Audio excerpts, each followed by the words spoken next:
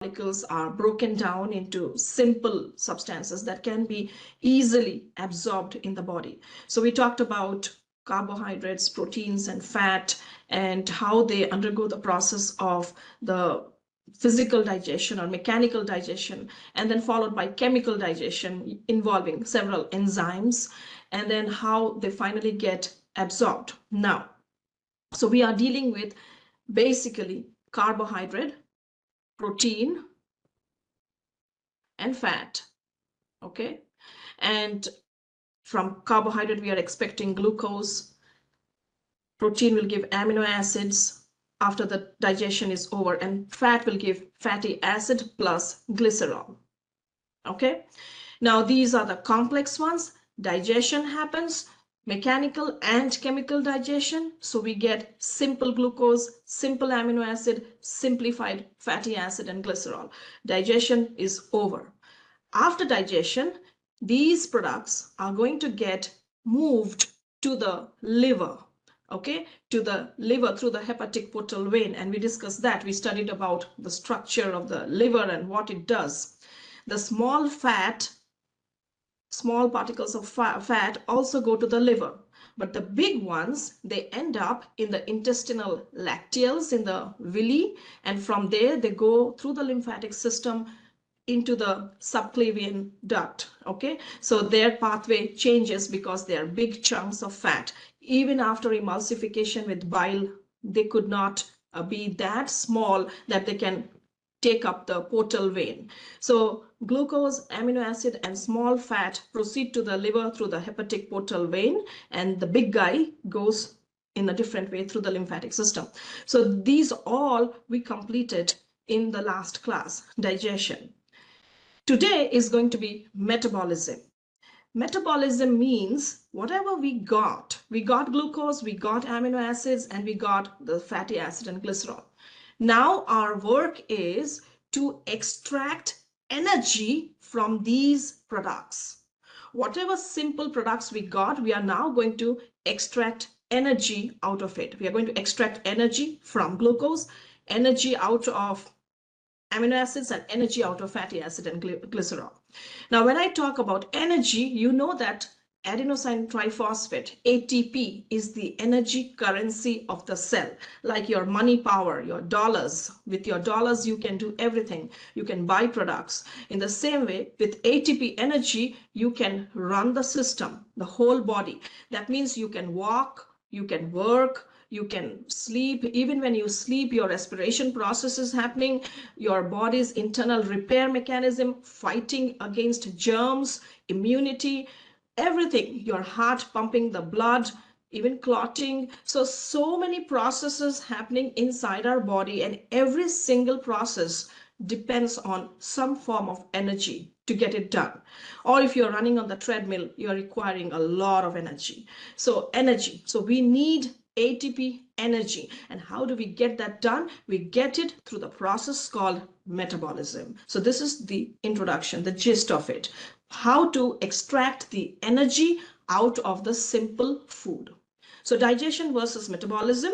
Digestion is the process of breaking down food by hydrolysis to be absorbed into the body. And why do we need this water? You know, lysis means breaking down and hydro means water. Why are we using hydrolysis? Because we are using it to break down the bonds, okay, to break down the macromolecules into micro. So that's why we are involving hydrolysis. For metabolism, what the body does with the simple things, we already got the simple products. That means the glucose, monosaccharides, amino acids, and the fatty acid and glycerol. Now we are going to convert it into energy, ATP energy. So that's the difference between digestion versus metabolism. So now, according to your textbook definition, metabolism is the sum of chemical reactions occurring in the body. It is divided into anabolism and catabolism. So now, when you talk about anabolic processes or anabolism, one is building up. Okay, anabolism means building up. It makes new products. That means you take A and plus B and you get A B kind of thing. Okay, so a plus doesn't result in multiplication, but still I'm giving you an example. A plus B would give AB. That is anabolism. And to build up this process, you are going to require heat. You are going to require heat energy. Okay, you're going to require ATP energy to build up and create something. It is a constructive process. It is a constructive process. You build something, you construct something, a new product, and they require energy. This triangle represents the energy that you are going to require. But for catabolism, it's just the opposite. It is like AB is broken down into A plus B. It's just the reverse. It is a breakdown process. It is kind of a, if this one is constructive, this is destructive. Not exactly destructive because we need catabolism, but I'm giving you an example. It breaks down. It breaks down the molecules and it results in the release of energy. So the energy would be here. The triangle, I would keep it here. So the energy is on the right side. Here the energy is needed. Here the energy is given out. This is construction, anabolism. This is destruction, catabolism. And the sum total of both anabolism and catabolism, we can call them as metabolism. So important terms to remember. So metabolism is the set of chemical reactions that happen in living organisms to maintain life. We all need metabolism. As we gradually age, like if you are in your 20s, you can eat a big pizza, okay? And you might feel like, okay, I need another pizza. When you become 30s, you can eat half a pizza. When you become 40s, you say, okay, maybe just one slice of pizza. When you become 50s, you say, please don't order pizza. When you become 60s and 70s, you're like, I don't want to do anything with pizza. I don't like it at all. So our metabolism gradually slows down, and that explains how we start increasing in width. Our body weight increases. We don't burn fat as well as when we were younger. As we get older, our metabolism gradually slows down. That means the process, the chemical reactions, the involvement of enzymes and all of these reactions, it all basically slows down. And we sometimes people just take one meal for a day because they're not able to digest. In case of old people, metabolism has really fallen down. There is a drastic drop in metabolism. So anabolism, again, building up the synthesis of complex organic compounds from simple molecules, and it usually requires energy. So for example, remember A plus B would give you a new product, AB, and catabolism is the breakdown of complex molecules into simple, and energy is released. You're taking a big one and you are breaking it into smaller pieces, and that's why you are giving out the energy. Hydrolysis, when you use water to break down, and dehydration, when you take the water away to synthesize compounds. When you take the water away, dehydration, take the water away, but you synthesize compounds. So why anabolism requires ATP energy? Because it is an endergonic reaction. It's not exergonic, it's endergonic, requiring energy, and it requires that energy to form new chemical bonds. It's like you are creating something. And when you are creating something, how much energy do you need to stomp on a sand castle? When you are stomping on a sand castle in the sea beach, you just put one foot on it, smashed. Okay, we don't need any energy. But when you are building a sand castle, you put a lot of effort to it and you keep on adding energy to build a sand castle. So that's why building a process, anabolism, requires that energy, that effort, and breaking it down is just simple. You just break it down in 2 seconds. That's why people say you can break a house or you can make a house, and if you make a house, you need to make a lot of effort to live peacefully. Breaking and just fighting and going away takes 2 seconds. Okay, so I give examples so that you can remember them during exam. So 6 types of nutrients are there. What are your macronutrients? And they are proteins, carbohydrates, fats, and water. Micronutrients are minerals and vitamins. Vitamins, just a little bit to know about them. Vitamins are essential for metabolism, and they are a key part of enzymes that help release and store energy. Now, remember, throughout the process of metabolism, I told you it's the sum total of chemical reactions. So chemical reactions involve enzymes, and enzymes are proteins. And these enzymes, they're like catalyst. They speed up a reaction. That's an enzyme. And enzymes depend on vitamins. Okay, sometimes they depend on vitamins because the vitamins, they get attached to the enzyme and activate it, and that's how they are called coenzymes.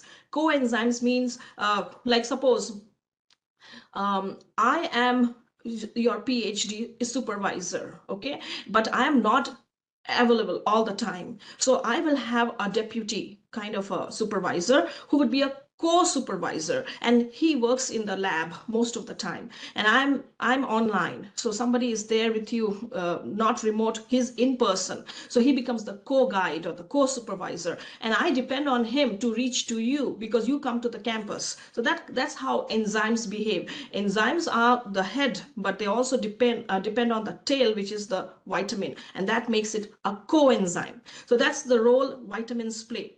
So we have water-soluble vitamins like vitamin C and B. Who are the B complex? Thiamine, riboflavin, niacin, pantothenic acid, pyridoxine, biotin, folate, cobalamin. All of these are included in this B complex. And then fat-soluble vitamins are A, D, E, and K. You quite know very much about A, D, and E, and K. Now the D is called as the sunshine hormone. Okay, so we depend on vitamins because they help enzymes to carry out metabolic processes. Minerals, they have a whole lot of functions, like they help in cellular functions such as DNA synthesis, oxygen transport, neuronal functions. They have very important role in clotting and hormone synthesis or antioxidant activity. So what is antioxidant activity? Like if whatever food we take, if it is a processed food or some food that is not healthy, unhealthy food, it would just, or most often it's like fried food, and it has a lot of saturated fat in it, and they also release a lot of free radicals, and these free radicals can cause inflammation in the body. So antioxidants basically neutralize these free radicals, and they help prevent heart disease and all of these. So minerals have very, very important functions in all of these aspects, in cell signaling and in energy production. So if somebody asks you like, what are the role of minerals, there are like multiple roles of minerals.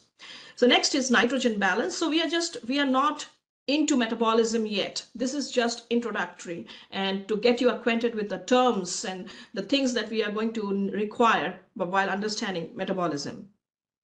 So nitrogen balance, that refers to the difference between the amount of nitrogen that you take in through the diet and the amount of nitrogen that you excrete out of the body through the urine or the feces or the sweat. So it indicates whether the body is gaining, whether you are gaining it or you are losing it. So based on that, it could be positive nitrogen balance or it could be negative nitrogen balance. For example, if a person is having more nitrogen excreted more than what he is taking in, and that happens during illness or trauma, that is negative. Or if he is taking in more and releasing less, that is during growth or pregnancy, or person is recovering from illness, like children, when they have fever, they don't take food, but once the fever phase is gone, they start eating a lot. Okay, they're always hungry and they're eating because they're trying to replenish or get back or recover from the illness, and that is positive nitrogen balance. Nitrogen equilibrium, when nitrogen intake equals the excretion, and it has a stable protein balance in a healthy adult. So this is all about nitrogen balance. So the major source of ATP, carbohydrates, of course. And why do you think that the ATP energy, so ATP energy maximum comes from fat, but the source, most often we use the glucose, the carbohydrate. Why? Because of two reasons. Number one is glucose metabolism is quite simple, quite easy, and it happens quickly, fast, readily available. The second thing is that glucose metabolism can happen both aerobic and anaerobic. That means it can happen when there is oxygen, and it can also happen when there is no oxygen. For example, if you are running a marathon or you are running very fast on the treadmill, okay, and you're running so fast that your oxygen is not available to you at that pace, then you can feel there is some fatigue in your legs. Why? Because that results in conversion of lactic acid, and lactic acid kind of moves into the blood, leaks into the blood, and that causes fatigue. So if you have ever felt that running on the treadmill or running outside for a long duration of time, and you would feel kind of fatigue in your calf muscles of your legs, that's because of the conversion to lactic acid. So we'll go to that in detail, but for now understand that carbohydrates, they're a rich source of ATP, and they quickly convert because they're quickly accessible, and they quickly convert to ATP energy, and because they can be produced both aerobically and anaerobically. So now, concept of elimination. So we know that sources of energy are taken from the environment into an organism because of the food molecules that we take in. Then they are broken down by catabolism, and the energy extracted from the food is used for the physiological processes. But does everything get converted into energy? No, there is some amount which is to be eliminated as a waste. So the waste products are the remainder of the molecules after the energy is removed. So we use the food, we extract the energy out of it, whatever is left behind, that is the waste product, and that is process of removing the waste is called as elimination. So what does the body do with the individual glucose molecules? So if you look at glucose metabolism, number one is cellular respiration, where it takes the help of oxygen to convert the glucose into ATP energy. And what are the waste products that are eliminated? That is carbon dioxide, which we exhale out, we breathe it out during the cellular respiration. Oxygen combustion process happens, like kind of oxygen is used to cook the glucose or burn the glucose or use up the glucose so that you derive ATP energy out of it. Okay, 38 molecules of ATP energy extracted out of it. The rest of the stuff that we don't need, the waste, is carbon dioxide, and we exhale it out. The other waste is water. It's actually not water because I won't call it exactly a waste, but because the water is going to be useful for the body itself, but it is a byproduct of the reaction which we do not need. The end result, what we need is ATP, and we get the amount of ATP that we require. So glucose plus oxygen would give carbon dioxide and water and ATP. How does this occur? It is a coupling reaction, both anabolism and catabolism. So once glucose is taken into the cells of the body, glucose will be oxidized, like kind of a combustion process or a burning process, to recover the energy that is trapped in the sugar molecule. So we take the glucose, that is the end product of digestion. We know that we had carbohydrate that converted into glucose, and that was digestion. So now we enter into metabolism. So we take the glucose and we get it converted into ATP energy. So that means we basically extract the energy out of the sugar molecule, and the end result is carbon dioxide and water as byproducts or waste. So anabolism and catabolism coupling reaction, this is how it shows. Glucose plus oxygen would give you carbon dioxide plus water plus ATP. Catabolism is glucose is broken down to carbon dioxide and water. And anabolism, why is it called as a coupling reaction? Why these two are called coupling?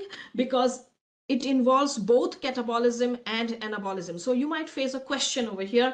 Why is cellular respiration called as a coupling reaction? It's called coupling because it involves both anabolism and catabolism. That's why it's called coupling. And when anabolism happens, ADP will combine with phosphate or inorganic phosphate to form ATP. So ATP is converted into ATP. So basically A plus B is giving AB. So that is why a new product is formed, and all that we needed was ATP, and that is why it's called anabolism.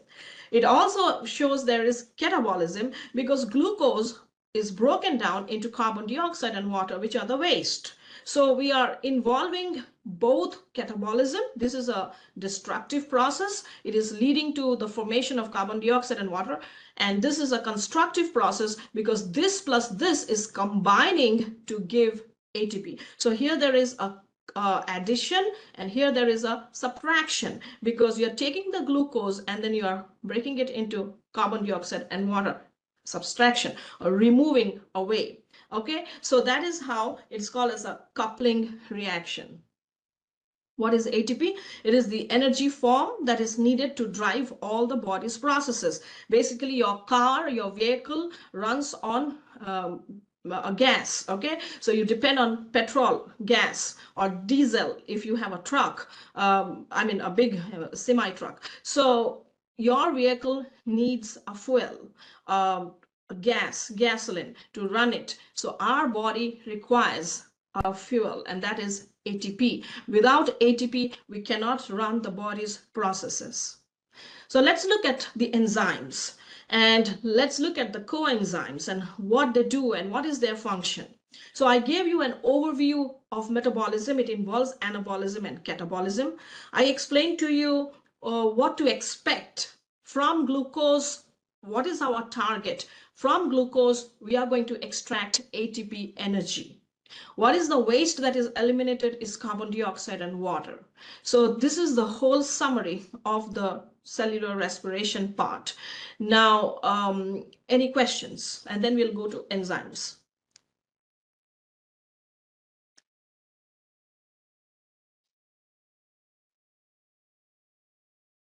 Okay, so sorry. So if you don't have any questions right now, let me proceed to the enzymes. So enzymes are proteins. So as you know, all proteins are not enzymes, but all enzymes are proteins, and they act as at a specific, a pH and temperature. They're very specific, and if the temperature increases much more higher, then denaturation of proteins may happen, and the proteins will degenerate, and it will impact the enzymes because enzymes are made out of proteins. So enzymes are protein, and they catalyze, or they speed up chemical reactions in the body.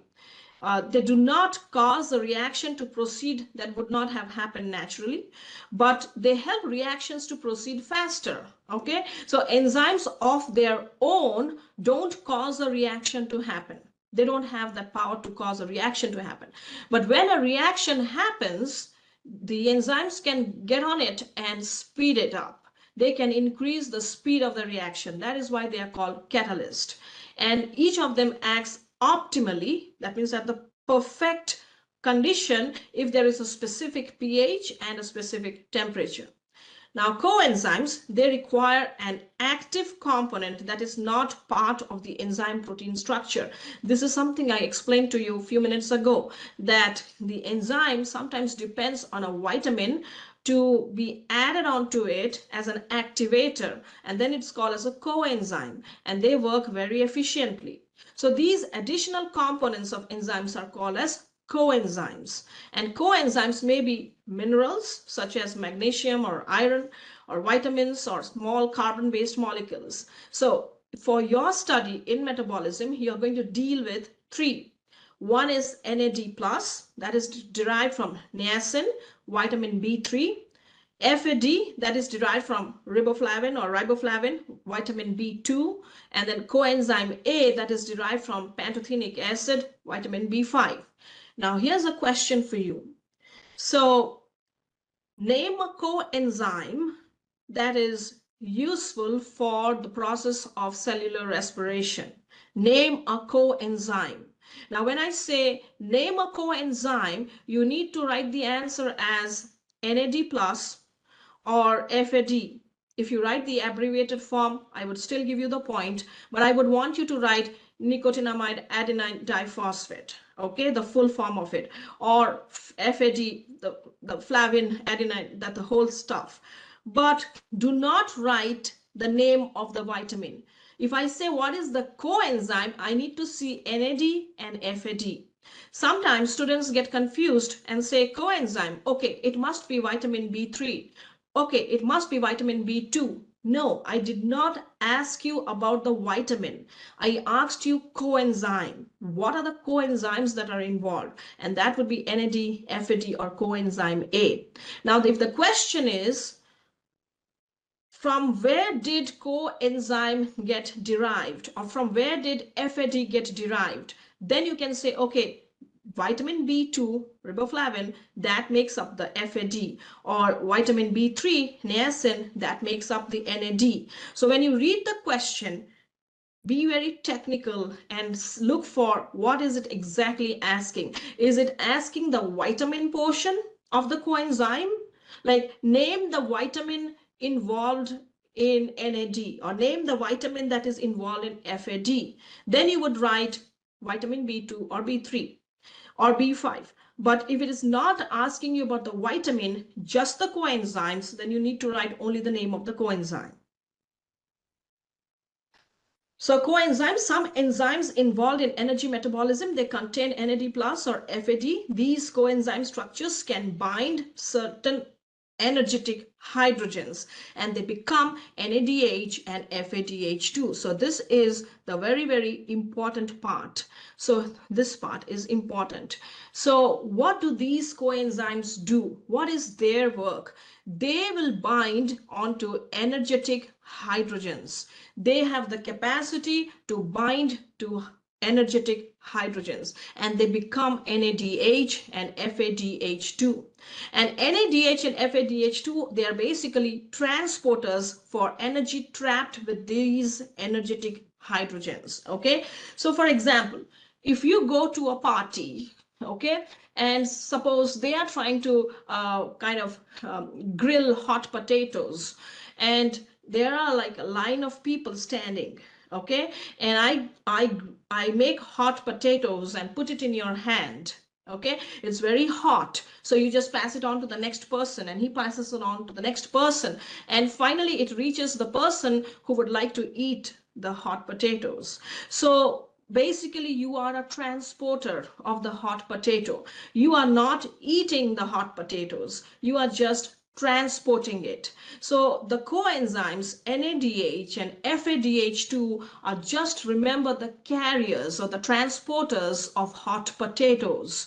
They are going to be involved in the reaction because they are the ones who are going to carry the hot potatoes or the hydrogen atoms, and they are going to move from this cytoplasm to the inner mitochondria, and they're going to help carry or transport the hydrogen atoms. Just that is their work. And once they transport it and it reaches the certain level in the mitochondria, their energy, ATP energy, is going to be finally formed. How it is going to be formed, we will look into it in detail. But for now, remember NADH and FADH2. What are their vitamin derivatives? These are coenzymes, and we saw in the previous slide how they are formed or from where they are coming. Where did that slide go? So right here. So here we know that NAD and FAD are coming from B3 and B2. So remember that, from where they're originating. And then remember that they are transporters. They are vehicles that help to carry the energetic hydrogen atoms. Now, what do these hydrogen atoms contain? They contain the proton and the electron. So the electron energy, high amount of energy is associated with the electrons, and the H plus protons. So these are the products, these are the composition of the hydrogen atoms. So they are very high energetic hydrogen atoms, and they are carried on their head. They are carried by NADH and FADH2. These are transporters. So the energy associated with the hydrogen atoms can be passed. So as I told you, hot potatoes being moved from one person to the other person to the other person until it reaches the person who will really going to eat it. So now these hydrogen atoms can be passed to metabolic pathways to make ATP energy. So what did we learn from here? We learned that NAD and FAD, these are important coenzymes that help to carry the hydrogen atoms, and they once they carry the hydrogen atoms, they reach a particular level at which point ATP energy can be produced. So these are good transporters or carriers. Coenzyme A can bind and act as a transporter for acetyl group. So now this coenzyme A is similar to a NAD or a FAD. It is also a good transporter. So we understood from this slide that we have NAD and we have FAD and we have coenzyme A. All of these three help as transporters or carriers. When coenzyme A binds to the acetyl group, it forms acetyl coenzyme A, and it can reversibly bond and release the acetyl group, becoming an individual coenzyme A again. And it is an important coenzyme in the synthesis of fatty acids and some amino acids, in the breakdown of glucose and the synthesis of ATP.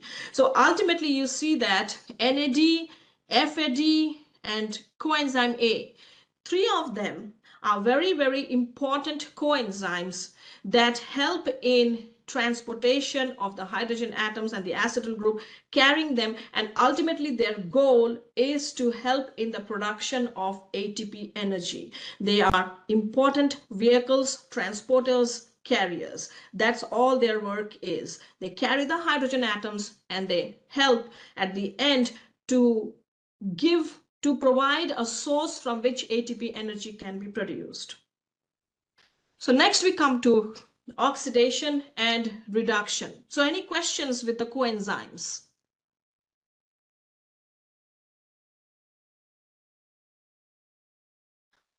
All right. So we'll proceed to oxidation and reduction. Now I want you to pay attention to this so that you do not get confused. We'll involve this process of oxidation and reduction because at some point we are going to add the hot potatoes to the NAD and FAD, and at times we are going to remove the hot potatoes from them. By hot potatoes, I mean the hydrogen atom that has high energy because of the presence of the electrons in it.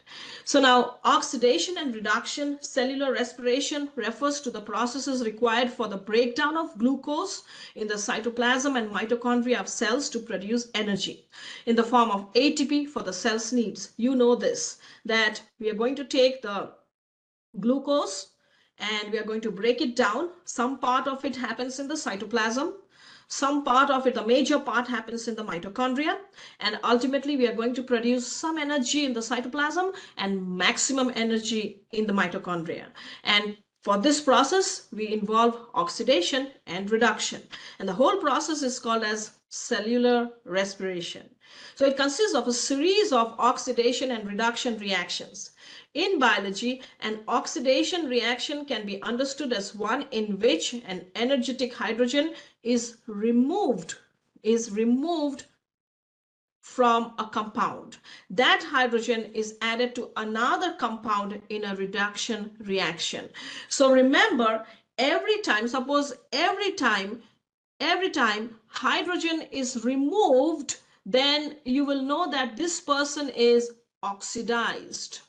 Okay, because we subtracted hydrogen, we removed hydrogen, we subtracted hydrogen, it had hydrogen, we removed it, so this guy becomes oxidized. Now this guy receives it receives the hydrogen, so he gets reduced. Okay, so this is the difference between oxidized and reduced. If a person is oxidized, that means he is letting go of the hydrogen atoms. Hydrogen atoms is removed from it, so he got oxidized. And the guy who received the hydrogen atoms he gets reduced. So this is subtraction, this is addition. This guy received it, he got reduced. By receiving it, he got reduced. And this guy lost it and he got oxidized. Okay? So reduction means hydrogen and energy is added. So when we say about something that there is a reduction reaction happening, that means hydrogen and energy is added. And when we say there is oxidation, that means hydrogen and energy is removed. When one compound is oxidized, that means hydrogen is removed, another compound must be reduced, hydrogen is added. So basically you remove the hydrogen from here, you remove the energy from here, and you pluck it out and add it or put it into another substance. In cellular respiration, hydrogens are removed from glucose. There are 12 hydrogen atoms. Why? Because you see over here, C6H12. Okay, so in glucose we have 12 hydrogen atoms, and the 12 hydrogen atoms, and added to the coenzymes NAD plus and FAD. These coenzymes become NADH and FADH2. So basically what we are doing is glucose that is C6H12O6. We are taking these hydrogen atoms and we are putting it on NAD and FAD, which are coenzymes. Okay, so when we take the hydrogen and we put it over here, that means glucose is getting oxidized because it is losing the hydrogen atoms. These guys are transporters. They are receiving, the arrow is like this, they are receiving the hydrogen atoms, so they get reduced. Okay, so they get reduced. So 12 hydrogen is there in glucose and they are added to NAD plus and FAD. And so now after receiving the hydrogen, what do they become? They become NADH plus FADH2. So they become reduced because they gained the hydrogen. So NADH and FADH2. Okay, so both are the reduced forms of the coenzyme now. And eventually these charged coenzymes will transport the hydrogen. So their work is transport. They will always transport, carry, and they will take it to the mitochondria. And at the mitochondria, they will dump the hydrogen atoms, and that will help in the production of ATP energy. And we will see how it is done. So basically what is happening over here, let me take and add another slide so I can just draw it and make it very simple for you. So basically what we are talking over here is glucose, and it is giving away its hydrogen atoms, and they are being received by NAD and FAD. These are coenzyme transporters. They will carry the hydrogen and dump them in the mitochondria. And in the mitochondria, these hydrogen atoms will be converted into ATP energy. And once they are used up, whatever is waste, byproduct is carbon dioxide and water. Okay, and when you form water, we are going to require oxygen that we breathe in. We breathe in oxygen, so that oxygen will combine and it will form water. The hydrogen will transfer the energy to form ATP, remaining the empty hydrogen atoms, the devoid of the energy or the excess ones, they will combine with oxygen to form water. So this is the whole story narrative about metabolism. Glucose will dump the hydrogen high energy hydrogen atoms to the NAD and FAD coenzyme transporters or carriers. They're going to carry it step by step, put it into the mitochondria. Mitochondria will take the energy from these hydrogen atoms and produce ATP, and all that is all that we needed. Once the hydrogen atoms are exhausted, they don't have any value, or if there are any excess amounts of hydrogen atoms, they all combine with oxygen of the air that we breathe in and they produce water, gone. And then while this process happens, during one of the steps, carbon dioxide will also be produced as a waste during the decarboxylation process. This is the whole summary of cellular respiration. Okay, so now you know that NAD and FAD are coenzymes or transporters that help in just their work is to carry the hydrogen. On the cristae, the third one, I'm talking about this one. On the cristae means the finger-like projections inside the mitochondria. We'll go to that in detail. Hydrogen and oxygen react to form water. I showed you how. And you'll find that in the above equation, oxygen is reduced by adding the hydrogen. So we'll say that oxygen is reduced because it is receiving the exhausted hydrogen or the extra hydrogen, and this allows the cell to get rid of all the extra hydrogen that are no longer needed. Maybe, for example, we have 60 hydrogen and we just need 40 hydrogen for making ATP. What happens to the remaining 20 hydrogen? We don't need it. So we're just going to add it with the oxygen that we breathe in and produce water and get rid of it. Okay, so they are no longer needed because they have already yielded the energy to form ATP, and we don't need the extra hydrogen. So we combine it with oxygen and form water as a waste. The central goal of energy metabolism of nutrient is removal of hydrogen from organic nutrient, and the exhausted hydrogens are bound to oxygen to make water. During this process, ATP is made. So the whole story, the gist of the entire process of cellular respiration is dealing with hydrogen atoms because they contain the high energy electrons. Okay, every hydrogen atom has a proton and an electron, and the energy is trapped in these hydrogen atoms. So what we need is the energy, and to get the energy from the glucose and make ATP energy, for getting this done, what are we going to do? We are going to transport it through the NAD and FAD, and so that sorry, they carry the hydrogen atoms to the mitochondria, to the inner matrix of the mitochondria and the cristae of the mitochondria. And finally, from these hydrogen atoms trapped energy, we produce ATP.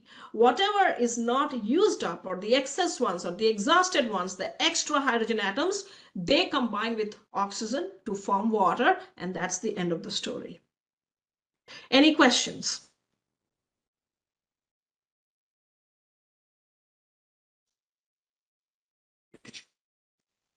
So if you don't have any further questions, we will proceed to the next one. Next slide. So let's look at glucose. C6H12O6, and we know that it will be catabolized or broken down to extract the energy. So bonds in the glucose will be broken apart, and energy from the bonds will allow the body to combine ADP plus phosphate to form ATP, inorganic phosphate to form the ATP. So that shows you the structure, the organic structure of glucose over here, the ring structure. So we know that we need the energy that is present in the bonds, and the energy will be useful in production of ATP, which is the energy currency.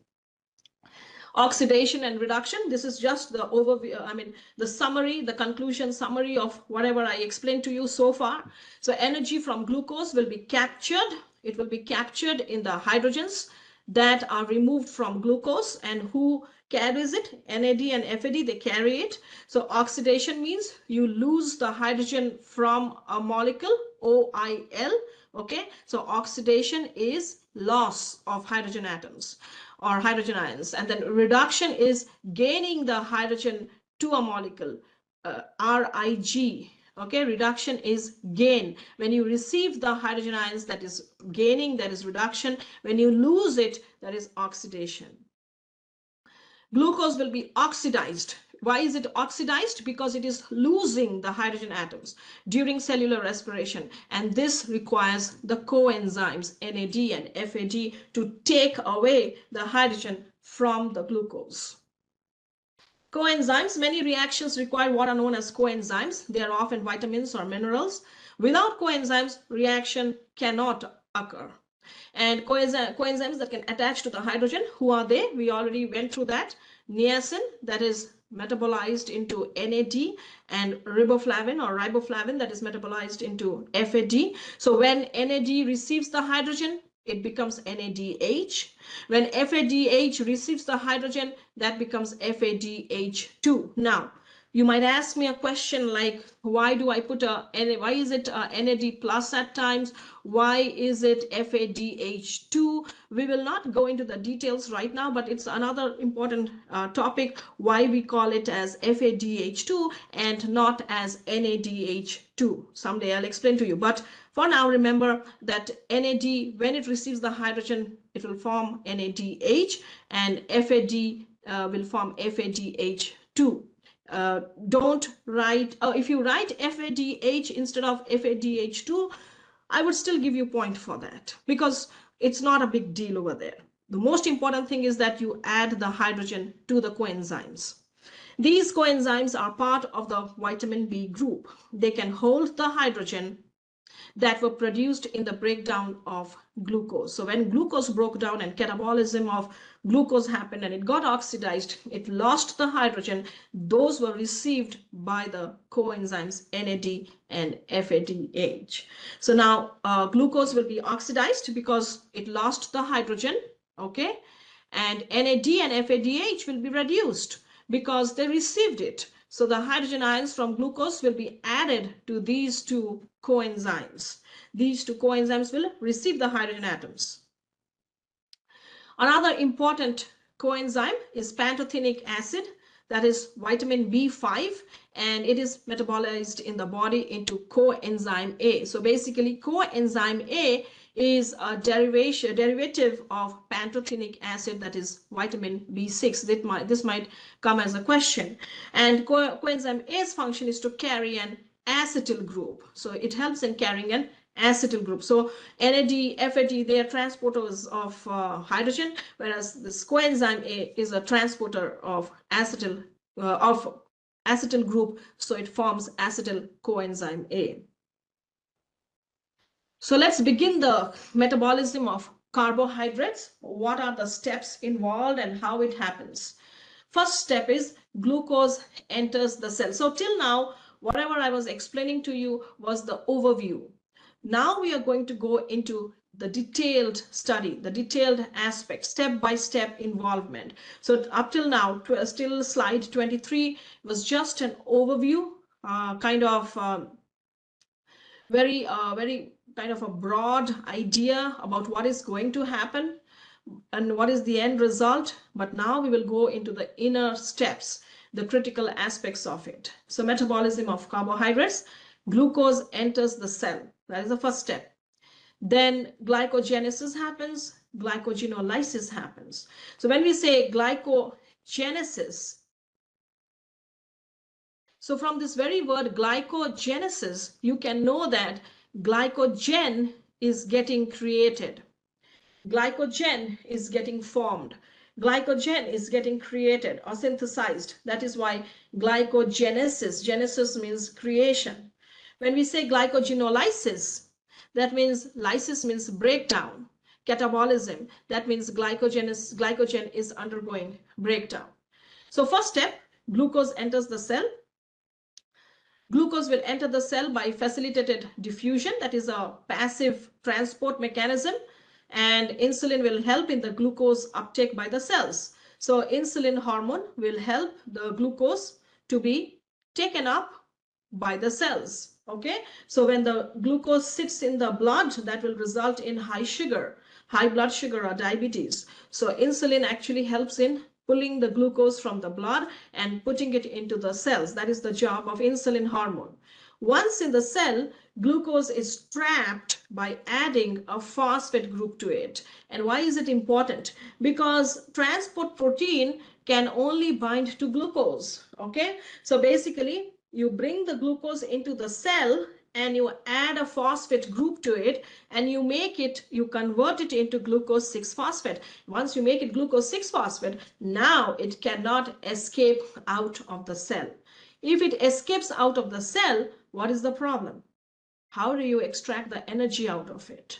So we need to keep the glucose inside the cell so that we can extract the ATP energy out of it. And in order to keep the glucose housed inside the cell, we need to add a phosphate group to it and make it phosphorylated so that it becomes glucose 6-phosphate, and now it cannot escape out of the cell, because normally the transport protein would only help to carry the glucose and transport it. It cannot transport glucose 6-phosphate. So there goes glucose 6-phosphate. It enters and it is phosphorylated, and then it gets trapped inside the cell and it no longer can escape.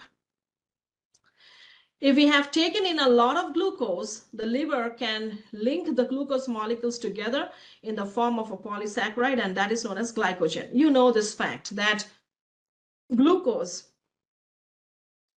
gets converted into glycogen, and that is done by the insulin hormone glycogenesis process. So the process of binding glucose molecules together by dehydration for storage in the liver, and that is called glycogenesis, because we know that whenever there is a dehydration process involved, some synthesis happens, and in this case the synthesis is the production of, or the formation of, glycogen. So glucose converted into glycogen by insulin.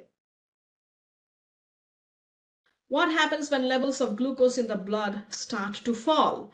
Now that happens, suppose you have not taken food for a long period of time, or you are exercising too much, then the glucose level might fall. And in that case, glycogenolysis happens. Glycogenolysis is the process where the stored glycogen is broken down. Okay, it is broken down. Here it is hydrolysis, and it helps to maintain glucose. That means glycogen is undergoing lysis or breakdown. So glycogen will convert into glucose and it will come to your blood to replenish it.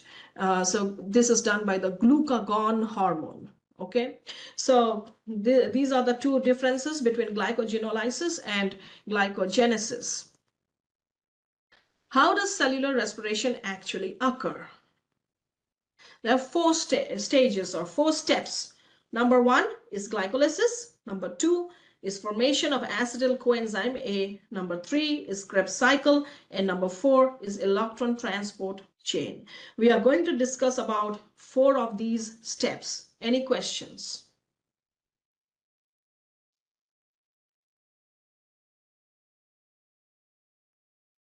Do any of you have any questions?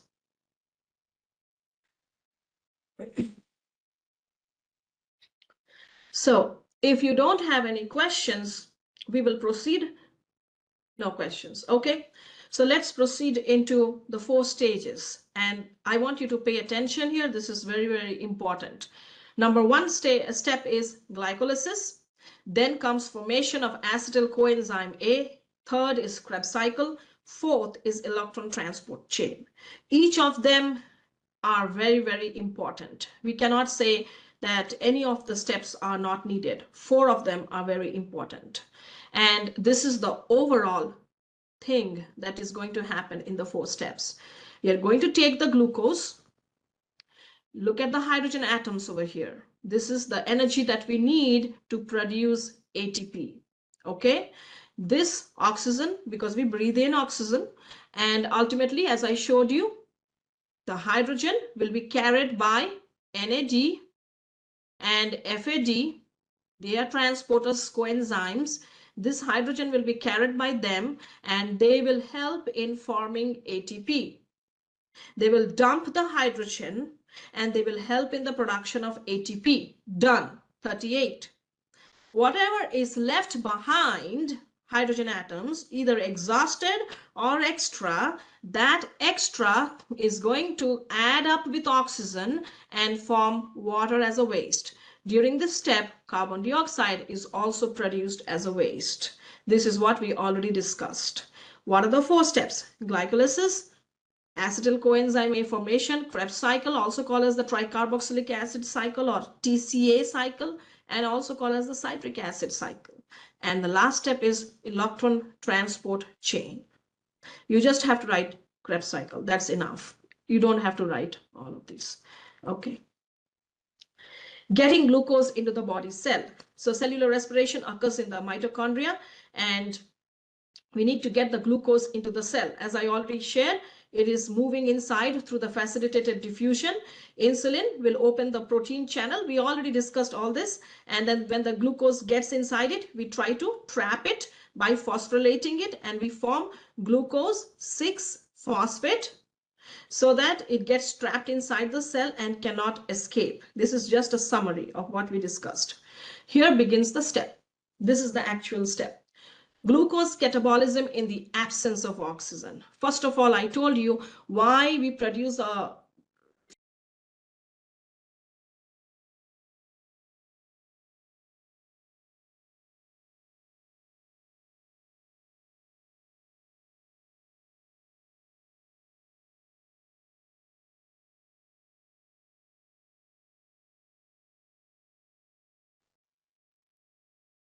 okay. So glycolysis, anaerobic step 1.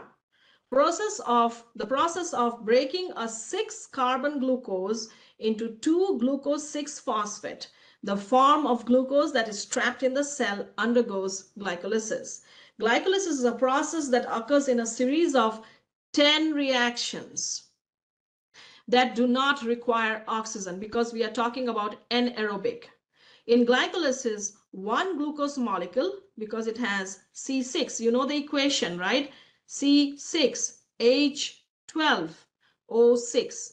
Okay, so we are talking about the 6 carbon, because it is the process in which 6 carbon is broken down into 2 pyruvic acid molecules, and each of them is 3C.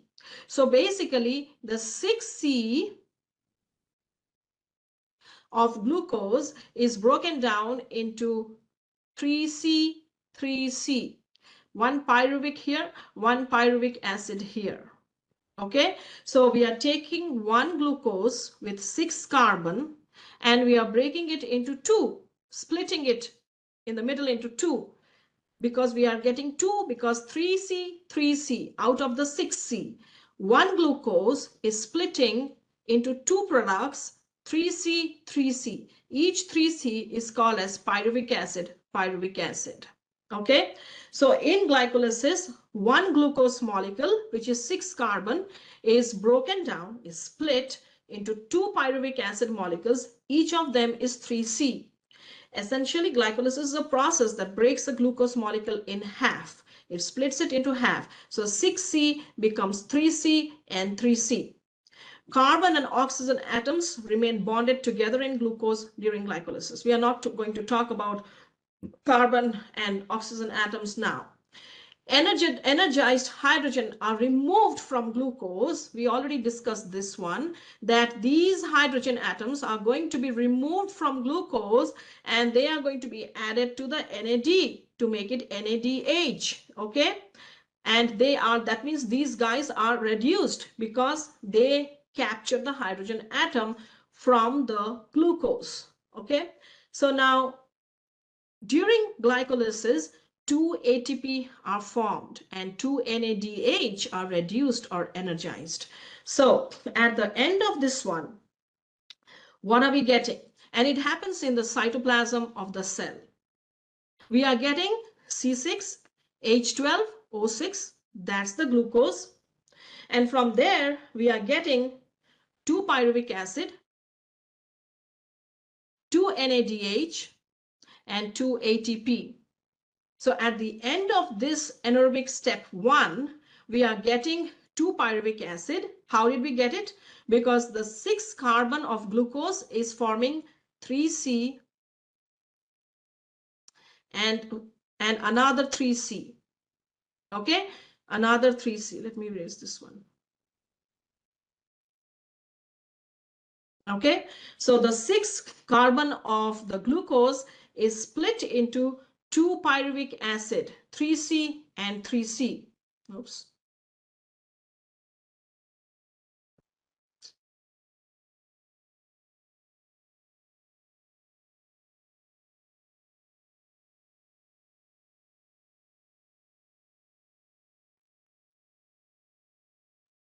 Okay, that was 1 second.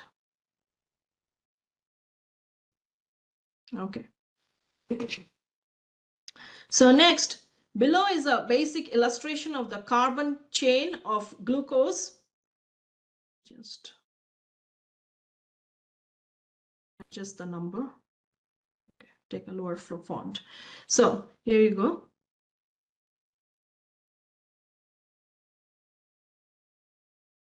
Okay, so glucose is giving 2-pyruvic acid.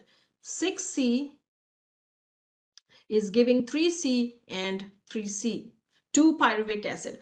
Remember, we are getting 2 NADH and we are getting 2 ATP. Well, actually, okay, I will talk about that later on. But for now, remember this much, that glucose will split and give 2-pyruvic acid, 3C, 3C, 2 NADH, and 2 ATP. This is enough for this slide. And this is anaerobic, happening in the absence of oxygen. Any questions? Okay, so glucose is split into 2-pyruvic acid, that is 3 carbon, okay? That's why 2-pyruvic. This process requires enzymes. As we know that the coenzyme NAD will produce, it is reduced to form 2 NADH, and an end result of this is 2 ATP. Now, the question is, the question that you will get over here is, during anaerobic respiration, glucose splits into pyruvic acid. Is the NAD oxidized or is the NAD reduced?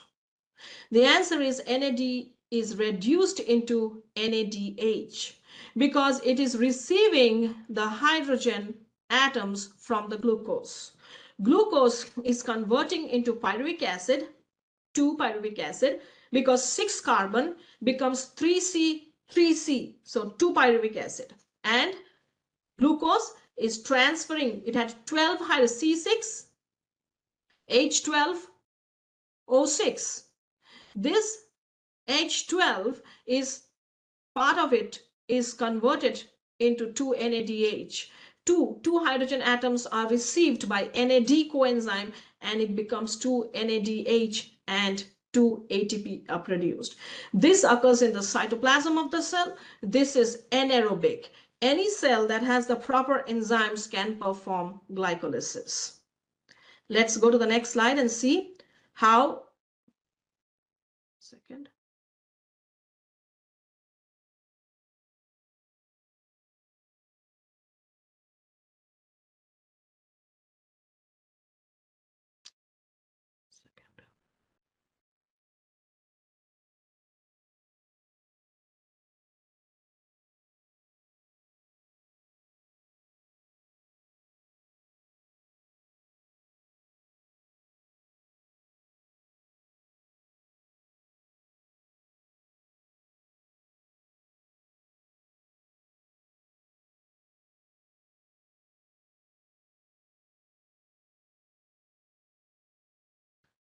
Let me see if I can.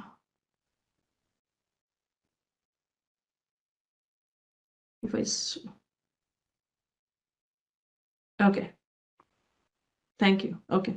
So glucose is now split in the middle to form 2-pyruvic acid. This guy is 6 carbon. These two are 3C and 3C, 3 carbons each, and we call them as pyruvic acid, pyruvic acid. So question for you is, why does 1 6 carbon convert and form 2-pyruvic acid? Because the 6 carbon is split in the middle to form 3 carbon, 3 carbon. Pyruvic acid on the left side, pyruvic acid on the right side. Remember, when we run the steps, okay, when we run the steps, if you get 2 ATP by running this one, then I will say you are also getting 2 ATP by processing this step. So the net result would be 4 ATP. So I'm giving you an example. Suppose you are having 3 NADH by running this one. Then you would say, oh, it is 3 NADH. No, it is not 3 NADH. It is 3 NADH from this side and 3 NADH from the other side. Every cycle that you run henceforth will be repeated twice. multiplied by 2, because you are going to bring the product out of this pyruvic acid and you are going to bring the product out of this pyruvic acid. Don't do this one and forget this one. You need to remember that two of them, 2 pyruvic acid, have to be processed. Okay, so just keep that in mind.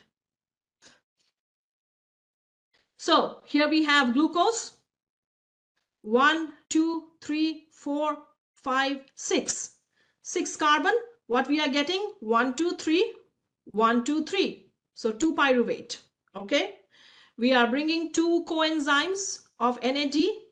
Sorry, 1 coenzyme, 2 molecules of NAD, and we are receiving 2 hydrogen out of the glucose. Remember, it had C6H12. So out of the 12 hydrogen, NAD is accepting 2 hydrogen and it is becoming 2 NADH. Okay.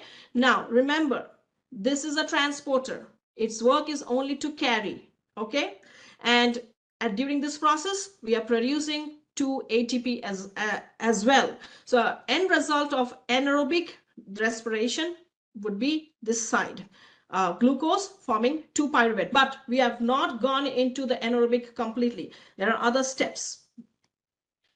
So glycolysis is the breakdown of the glucose to form 2 pyruvic acid with the formation of 2 ATP and 2 NADH. Okay, hope this is clear up to here.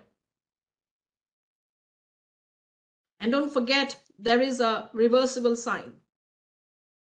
Okay, so this is my notes I wanted to share with you. So we have glucose. We trapped the glucose inside the cell so that it cannot escape. How did we do that? We used phosphate to phosphorylate the glucose so that the transport protein cannot take it away, and we made it into glucose 6-phosphate. Okay, and then it, through the enzyme phosphofructokinase, you don't need it, you don't need to remember it, it gets converted into fructose 1,6 biphosphate, that is unstable. So quickly it converts into DHAP and glyceraldehyde, you don't need it. And then from the next step, you get pyruvate and pyruvate, 3C and 3C. Okay, you can omit these steps in between. Why I showed it to you is because when the phosphorylation is happening, we are actually using ATP. We are using ATP. Okay, so now at the end of this, we get 4 ATP and 2 NADH. That is actually the end result. We get 4 ATP and 2 NADH, but we already used 2 ATP here for phosphorylation. That is why we are going to remove -2, and the end result would be 2 ATP and 2 NADH. Any questions?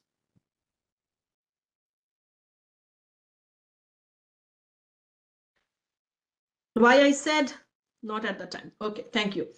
Why I said that you need to know the real truth, because in some books or sometime later in your life, you might realize that, oh, it actually produced 4 ATP. Then why did my professor say 2 ATP? Well, we want you to remember 2 ATP and 2 NADH, but that's not the truth. The truth is the actual product at the end of this step is 4 ATP and 2 NADH. We will not write 4, rather we will write 2, because 2 were used over here during the phosphorylation process. And we already did -2 over here. That is why the net result would be 2 ATP. But the truth is we actually produce 4 ATP at the end of this. But we use -2 from some other source. So we give back to that source and we just write 2 ATP and 2 NADH. Okay. So now let's go to the step 2 of anaerobic respiration. How do we produce lactic acid? So now you know this already. Glucose is going to give you 2 pyruvic acid, 2 NADH, 4 ATP, but we are actually going to write it as 2 ATP because we already used 2 ATP. Okay, so keep it in your locker. You have 2 NADH in hand. Oops, it went down. And you have 2 ATP in hand. Keep that in mind. Don't forget them. Now, if no oxygen is available, then pyruvic acid is converted into lactic acid. in the cytoplasm. Now, what is this lactic acid? Why are we even talking about it? Okay, so now NADH, I told you, is the transporter. It carries the hydrogen atom. But we also need NAD. Okay, we need NAD. Now, this is an interim step. This is a step when oxygen is not present. It is an emergency step. Okay, so you are running on the treadmill and you are gasping for oxygen. At that time, this NADH will quickly transfer the hydrogen that it captured from glucose, and it will transfer the hydrogen into lactic acid. It will transfer it back to the pyruvic acid and convert it into lactic acid. And 2 ATP are produced, and this one gets oxidized to 2 NAD. Oxidized, why? Because it lost the hydrogen. Where did it lose it? It formed lactic acid. It formed lactic acid because it needs to quickly dump the hydrogen and become NAD so that it can go back to the glycolysis first step and remove the 12 hydrogen atoms from the glucose. We need this car. We need this transporter. We need this vehicle. If it gets into the process and gets stuck over there, we cannot proceed into Krebs cycle. We need it. That is why this NADH dumps the hydrogen back into the system and forms lactic acid, and it gets itself oxidized into NAD. So now it is readily available to go back to the glucose and pull out more hydrogens out of it. Is that clear, or do you have any question?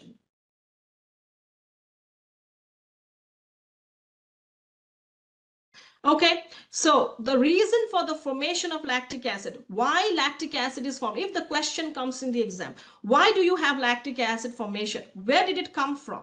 Because it is anaerobic respiration. We do not have oxygen at this time, so we cannot proceed into Krebs cycle. So this is an interim emergency kind of situation where this NADH, which has brought the hydrogen out of the glucose, it's going to take the hydrogen, dump it back on the pyruvic acid and convert it into lactic acid so that NAD will become free as a vehicle. Again, it is available, ready to go back and bring the hydrogen from glucose. So let's read it. The reason for the formation of lactic acid is the transferring of the 2 hydrogen from the NADH to pyruvic acid molecules that will use up 2 NADH that were previously generated in glycolysis. Lactic acid is produced as reduction product because lactic acid gained the hydrogen. It received the hydrogen. So now it becomes a reduction product. Who lost it? NADH lost it. After losing what it has become, after losing the hydrogen, it has become NAD, only NAD. This process regenerates the NAD. So now you got back your NAD so that anaerobic glycolysis can occur on more glucose. Otherwise, all of the cells NAD will quickly end up as NADH. So we will run out of NADH. So NAD brought the hydrogen, dumped it on somebody else, created lactic acid and ran away to bring more hydrogen. Glycolysis will stop and no more ATP will be produced. The cell cannot function without ATP. So note that the production of lactic acid from pyruvic acid is reversible. Okay, lactic acid from pyruvic acid is reversible, but not generally reversed within the cell. We already saw in the previous slide that glucose and pyruvic acid are reversible. Here we see that lactic acid and pyruvic acid are also reversible, but generally it doesn't happen. Lactic acid is produced in large amounts in the skeletal muscle undergoing strenuous exercise. That is what I told you at the beginning, that you might feel fatigue in your calf muscles when you are running too much in a marathon. So because oxygen in the muscle cell is quickly depleted, okay, you're gasping for breath and you are running fast, oxygen in the cells are depleted and they are very slow to be replenished. So the muscle cells release the lactic acid into the bloodstream, and then it moves to the liver, and then in the liver cells take up the lactic acid and produced by the muscles, and they will convert it back into pyruvic acid. So this formation of lactic acid occurs in two basic steps. Okay. Second.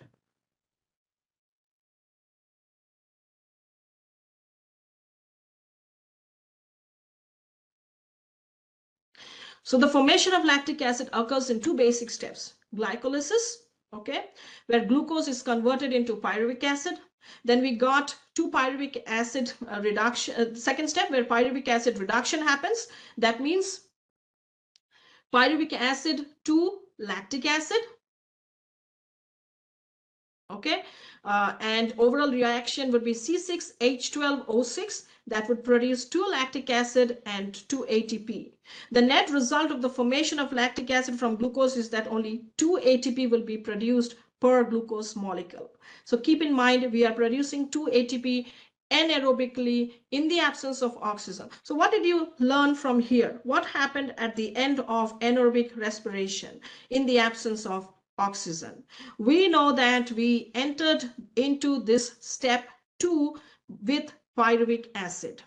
Okay, we got from glucose 6C, we got 2 molecules of pyruvic acid 3C in the previous step, step 1.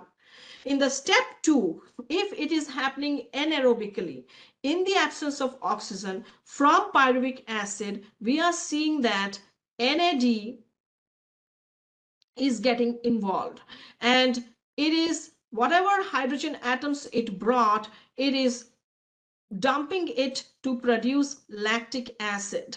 Okay, so that NADH, sorry, so that NADH can be oxidized into NAD, and it can help in going back and getting more hydrogen atoms so that this process can continue and ATP can be generated at every step. So, sorry, so at this step, anaerobically, pyruvic acid is converted into lactic acid. That is at the end of step 2, but it is anaerobic in the absence of oxygen. So again, pyruvic acid will be further metabolized to lactic acid. So 2 pyruvic acid, this is a summary, 2 pyruvic acid, sorry, will form 2 lactic acid. Okay, we got 2. How did we get 2? Because one glucose split into 2. So from 2 pyruvic, we get 2 lactic acid. Under anaerobic condition, you will use up 2 NADH that are formed making lactic acid. Okay, this results in a net formation of 2 lactic acid and 2 ATP from one glucose molecule. Remember, you are not producing any NADH. At the end of this step, you have no NADH. Why? Because NADH transported or transferred its hydrogen to make lactic acid, and it became oxidized as NAD, and it went back into the system to run another course. So you do not produce any NADH. What you produce at the end of anaerobic respiration is you produce 2 lactic acid from 2 pyruvic acid, and you get 2 ATP from one glucose molecule. Okay. Oops. Okay, there's nothing much. This word is reversible. Let's see.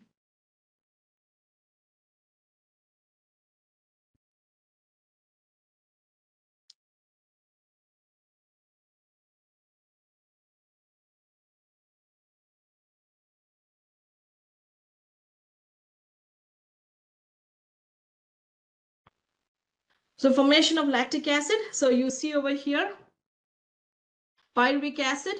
Okay, it is forming lactic acid. We brought 2 pyruvic acid. We are producing 2 lactic acid, and we are also producing 2 ATP. What happens to the NADH? It comes and it gets oxidized into NAD. What happens to the H? It dumps it to the lactic acid. Okay, it dumps the hydrogen to the lactic acid. That means this guy gets reduced, this guy gets oxidized. So once again, glucose stage 1, we already finished glycolysis step 1, and we know that from 1,6C, we got 2 pyruvic acid, 3C and 3C. Okay, and we also produce 2 NADH, 2 ATP. Keep them in your locker. We are going to add it up at the end. Now we finished this part. We finished it. No oxygen is there. Anaerobically, respiration is happening. So we, from 2 pyruvic acid, we are producing 2 lactic acid and 2 ATP. No NADH, because the NADH dumped its hydrogen to form lactic acid. So no NADH. Okay. So though NADH was involved, no net NADH. It got oxidized into NAD. So we got, from 2 pyruvic acid, we got 2 lactic acid and 2 ATP. We have not studied this part yet. We will go to it. This part happened anaerobically. When I talk about this, this will happen aerobically. Any questions up to this? This is the only last part that is left. We are done with this. We saw how this one split in the middle to form 2 pyruvic. Then we took it anaerobically. We got lactic acid and ATP. We are done with it. Next, we will go to this part when oxygen is present. We will see how it proceeds. This one is when oxygen is not present. This one we will proceed when oxygen is present. Any questions?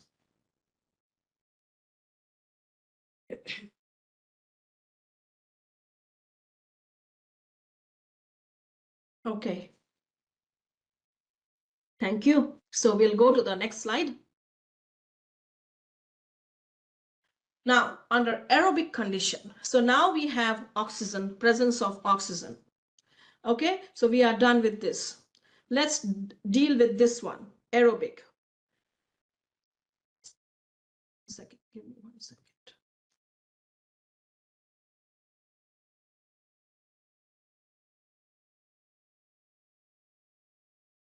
So we are going to deal with glycolysis that will take place in the presence of oxygen, that is aerobic. And then there are 3 more steps, that is formation of acetyl coenzyme A, Krebs cycle, electron transport chain. When all of these are over, our chapter will be over. We have completed up to this part. Okay, so let's see glycolysis that happens in the presence of oxygen aerobically. And then the next step, second step, will be acetyl coenzyme A formation, Krebs cycle, etc. So this is the first part.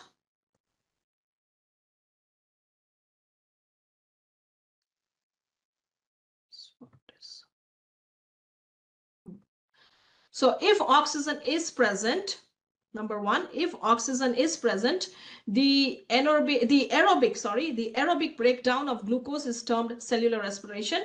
And you know the overall reaction, C6H12O6 plus oxygen will give carbon dioxide and water and ATP and heat. This does not occur in one reaction, but rather it is the sum of many enzymatically controlled reactions. 4 basic steps will be studied in the in the aerobic breakdown of glucose. Glycolysis, formation of acetyl coenzyme A, and Krebs cycle and electron transport chain. We also call that as chemiosmosis. So step 1, glycolysis. The first step in aerobic and anaerobic, okay, both together, breakdown of glucose is the same. 1 glucose will form 2 pyruvic acid. So whether you do it anaerobically or you do it aerobically, glucose is going to produce 2 pyruvic acid. 6 carbon is going to form 3C, 3C, 3 carbon, 3 carbon. That means 2 pyruvic acid will be formed anyway. This step occurs in the cytoplasm of the cell. Remember. They're going to ask you the question, where does the first step of glycolysis happens? It happens in the cytoplasm of the cell. Do not write mitochondria. So C6H12O6 will produce 2 pyruvic acid. We already know that. They will produce 2 NADH and they will produce 2 ATP. It is the same in case of anaerobic and it is the same in case of aerobic. Remember that any reduced coenzymes formed, that is NADH or FADH2, they will transport the energy in the form of energized hydrogen, and where they will transfer it to the mitochondria, and then it will ultimately lead to the formation of ATP. So the 2 pyruvic acid molecules that are formed move into the matrix of the mitochondria. Okay, the 2 pyruvic acid molecules that we are forming move into the matrix. So up till now, where were they? They were produced in the cytoplasm of the cell. They were produced in the cytoplasm of the cell. Now they are going to move into the matrix of the mitochondria. There is a place, movement, location changes as the reaction proceeds. The mitochondrion is the site where the aerobic breakdown of glucose occurs. So the rest of the glucose breakdown is going to very importantly happen in the mitochondria. Although the first step is glucose catabolism or glycolysis is anaerobic, steps 2, 4 cannot occur unless oxygen is present. So the first step, that is glucose to pyruvic acid, whether it happens in aerobic or anaerobic, it is the same thing, and it happens in the cytoplasm of the cell. If it is anaerobic, it leads to lactic acid production, and if it is aerobic, it will not lead to lactic acid. The pyruvic acid will enter into the mitochondria. So from the cytoplasm, there is a shift how pyruvic acid is now going to move into the mitochondria, not in the cytoplasm, in the mitochondria, and then the remaining steps will happen. But Krebs cycle, that the remaining steps or the electron transport chain, chemiosmosis, cannot happen without oxygen. They cannot happen anaerobically. They have to be aerobic. They need oxygen.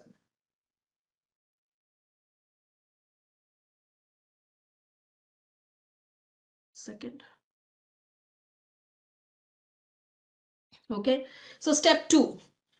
Formation of acetyl coenzyme A, or the decarboxylation of pyruvic acid. What we brought from the previous step is pyruvic acid. We got it from the cytoplasm. We got it by splitting glucose. We got from 6C, we got 3C, 3C, 2 pyruvic acid. Okay, now they are going to enter into the mitochondria, and we are going to see what's going to happen to them.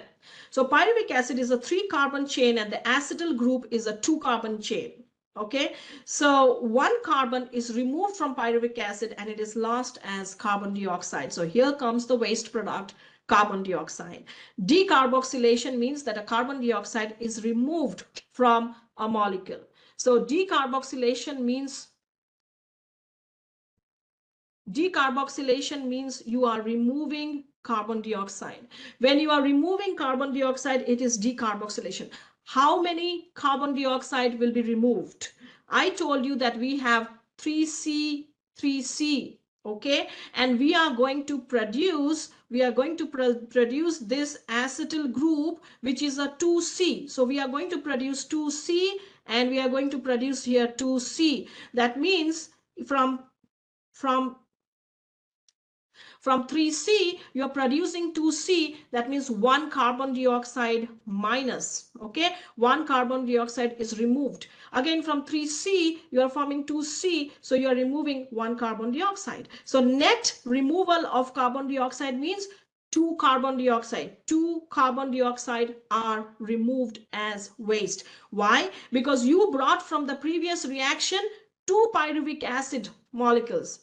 3C, 3C. And what are they converting into? They are converting into 2 acetyl coenzyme A, 2 acetyl groups, okay? And the acetyl groups are 2C, 2C, 2, 2. You brought 3, 3. So minus 1 carbon dioxide. So net result is 2 carbon dioxide produced as a waste.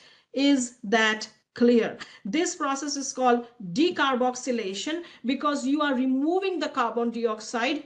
You are removing the extra carbon in the form of carbon dioxide. Okay, you're removing the extra carbon from the pyruvic to form acetyl group. Okay, so pyruvic acid is 3 carbon and the acetyl group is 2 carbon. 1 carbon is removed and lost as CO2. Decarboxylation means that a CO2 is removed from the molecule of pyruvic acid. The formation of acetyl coenzyme A occurs through a decarboxylation process of pyruvic acid.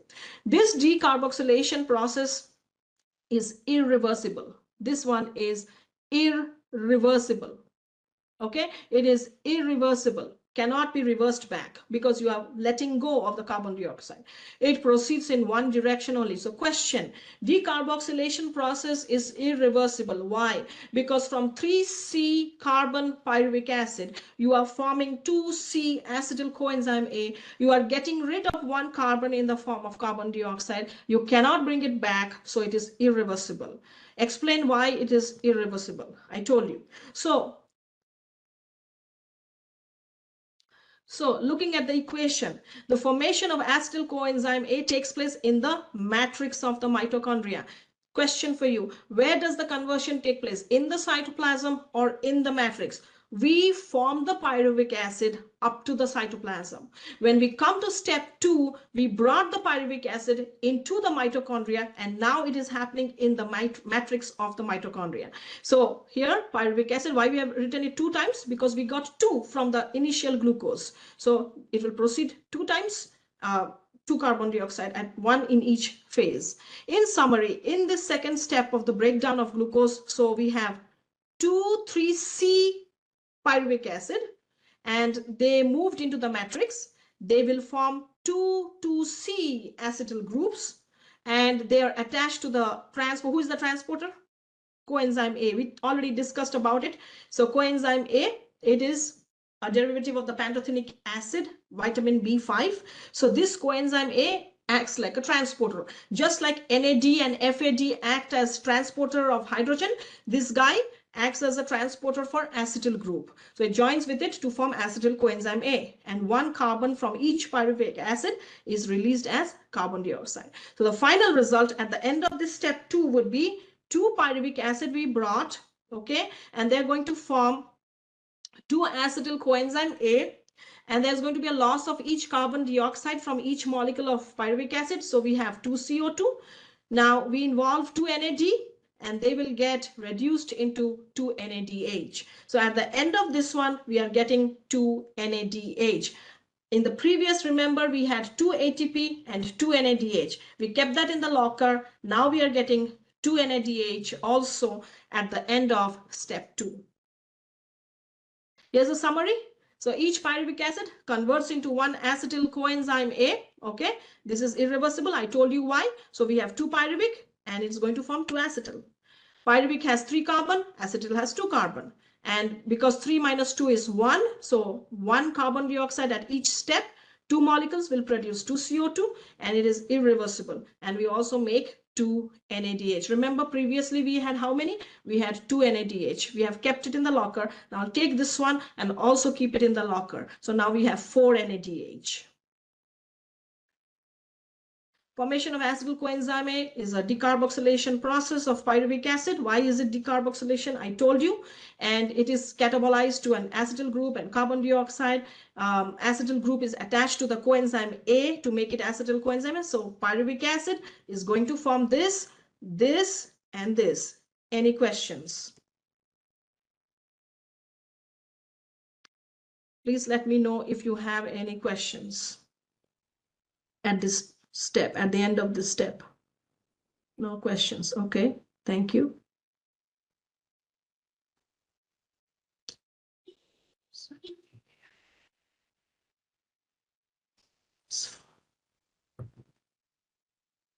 Okay.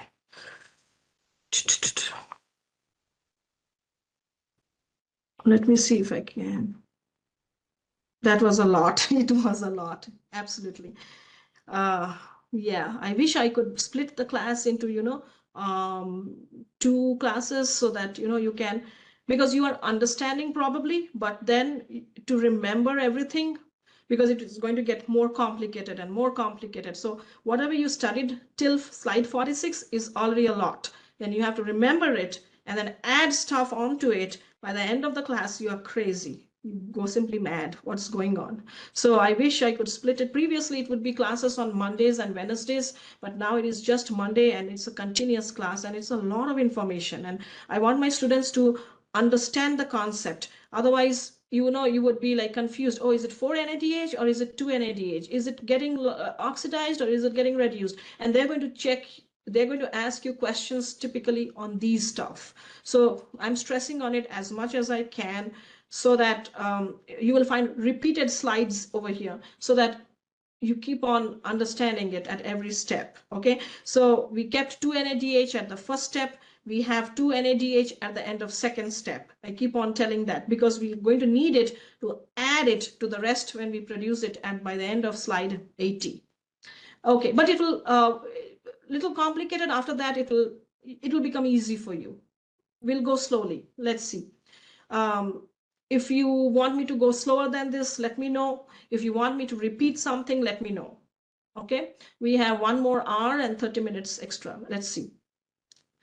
So formation of acetyl coenzyme A, we already discussed this pyruvate. Okay, I'm again repeating it.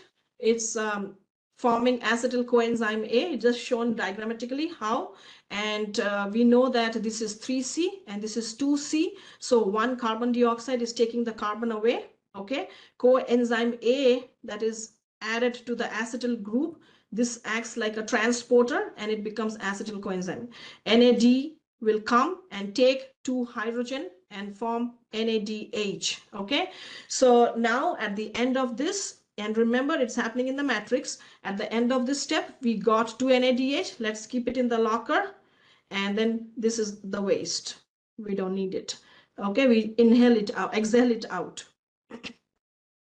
Okay, so summary: glucose, we did glycolysis, we produced 2 pyruvic acid. Okay, in step 1 we got 2 NADH and we got 2 ATP. We actually got 4. I told you we used up 2, so net result left out is only 2 ATP and 2 NADH. If we did it without oxygen anaerobically, we would have got 2 lactic acid and 2 ATP, no NADH, because the NADH dumped the hydrogen to form lactic acid. So if it does it in the presence of oxygen, which I was just now teaching, in the presence of oxygen aerobically, then you get 2-acetyl coenzyme A from the pyruvic acid. You also produce this as a waste and you get 2 NADH. So at the end of this step, what do you get? You get this and this. So that means you are getting accumulating 4 NADH. Done. We will go to step number 3. This is step number 3. And then there is one more step and we are done. So Krebs cycle is aerobic. I told you step 2, 3, 4 have to be aerobic, have to be in the presence of oxygen. So what did we get? We got 2-acetyl coenzyme A from the previous step. Okay, then it goes through Krebs cycle and the 2 carbon groups of acetyl coenzyme are completely oxidized. So whatever we got 2-acetyl coenzyme A from the previous cycle is going to get completely decimated. It's going to get completely oxidized. And what we are going to form at the end of it, we are going to get all of these guys, remember them. We will get 4 carbon dioxide, 2 from each acetyl group. Remember, we have 2 acetyl, okay? From the pyruvic acid, 2 pyruvic acid, we produced 2 acid. Remember that diagram. From 2 pyruvic acid, we got 2 acetyl coenzyme. Why? Because glucose had split in the middle to form 3C, 3C, 2 pyruvic acid. Then from the 3C, 3C, we got 2C, 2C, 2 acetyl groups. Now from each acetyl group, so why I'm stressing on this one? Because they might ask you in the exam, how many carbon dioxide do you get from each acetyl group? It would be 2.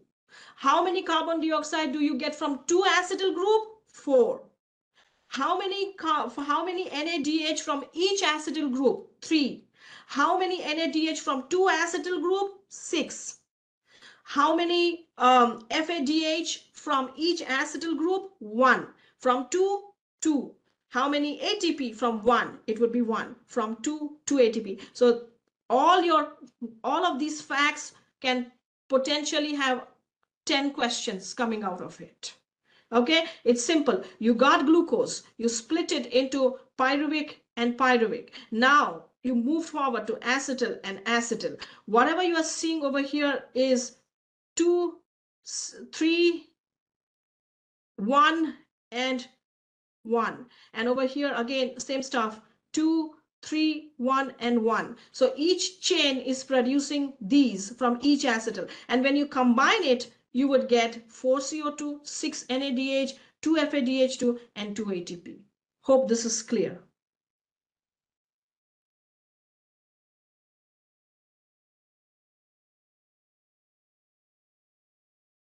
Say that if the chat just vanished. So you are asking me that NADH dropped what molecule to form lactic acid? It dropped its hydrogen. NADH will drop it will get oxidized. It will dump its hydrogen to form lactic acid. Okay, why? Because NADH, when it's oxidized, it will form NAD.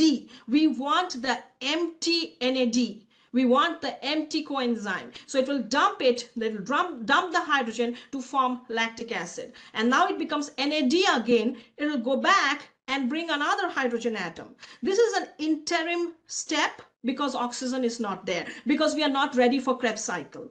As soon as oxygen is available and we are ready for Krebs cycle, our route will change and we will move in the other direction. We will proceed to the step 2, step 3, and step 4. Okay. So here, let's begin the step 3, the Krebs cycle or citric acid cycle or the tricarboxylic acid cycle or the TCA cycle. You can call it by any of the names. In the Krebs cycle, acetyl coenzyme A proceeds through a series of oxidation reactions. When we study this one, we are going to come back to this slide and check whether we got all of these or not at the end of Krebs cycle. So remember, we'll come back to this slide. Oops. 1 second.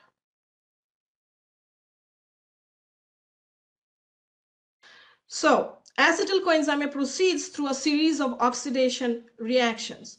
Energetic hydrogens will be serially removed from the acetyl groups that were fed into the Krebs cycle from glycolysis. The coenzyme A will remain unchanged because it's a coenzyme. It will be used again to carry another acetyl group through the Krebs cycle. Each acetyl group will be oxidized and completely broken down to carbon dioxide and hydrogen during the Krebs cycle. So this part is important. This part is important. Each acetyl group, it will not exist as acetyl group anymore. It will be completely oxidized and broken down into carbon dioxide, which is a waste, and hydrogen during the Krebs cycle. And remember, hydrogen are your hot potatoes. Hydrogen atoms are the hot potatoes. They carry the high energy electrons and the protons, and they are basically going to use this energy in the mitochondria to generate ATP. So our business, our purpose, our focus is to get the hydrogen from the sugar molecule, from the glucose, and carry the hydrogen from one coenzyme to another coenzyme and dump it and dump it and dump it until it reaches the point in the mitochondria where we can extract ATP energy out of that hydrogen atom. Or using the energy of the hydrogen atom, we are going to generate or produce ATP. By doing phosphorylation process, we will produce adenosine triphosphate. We need energy to create ATP.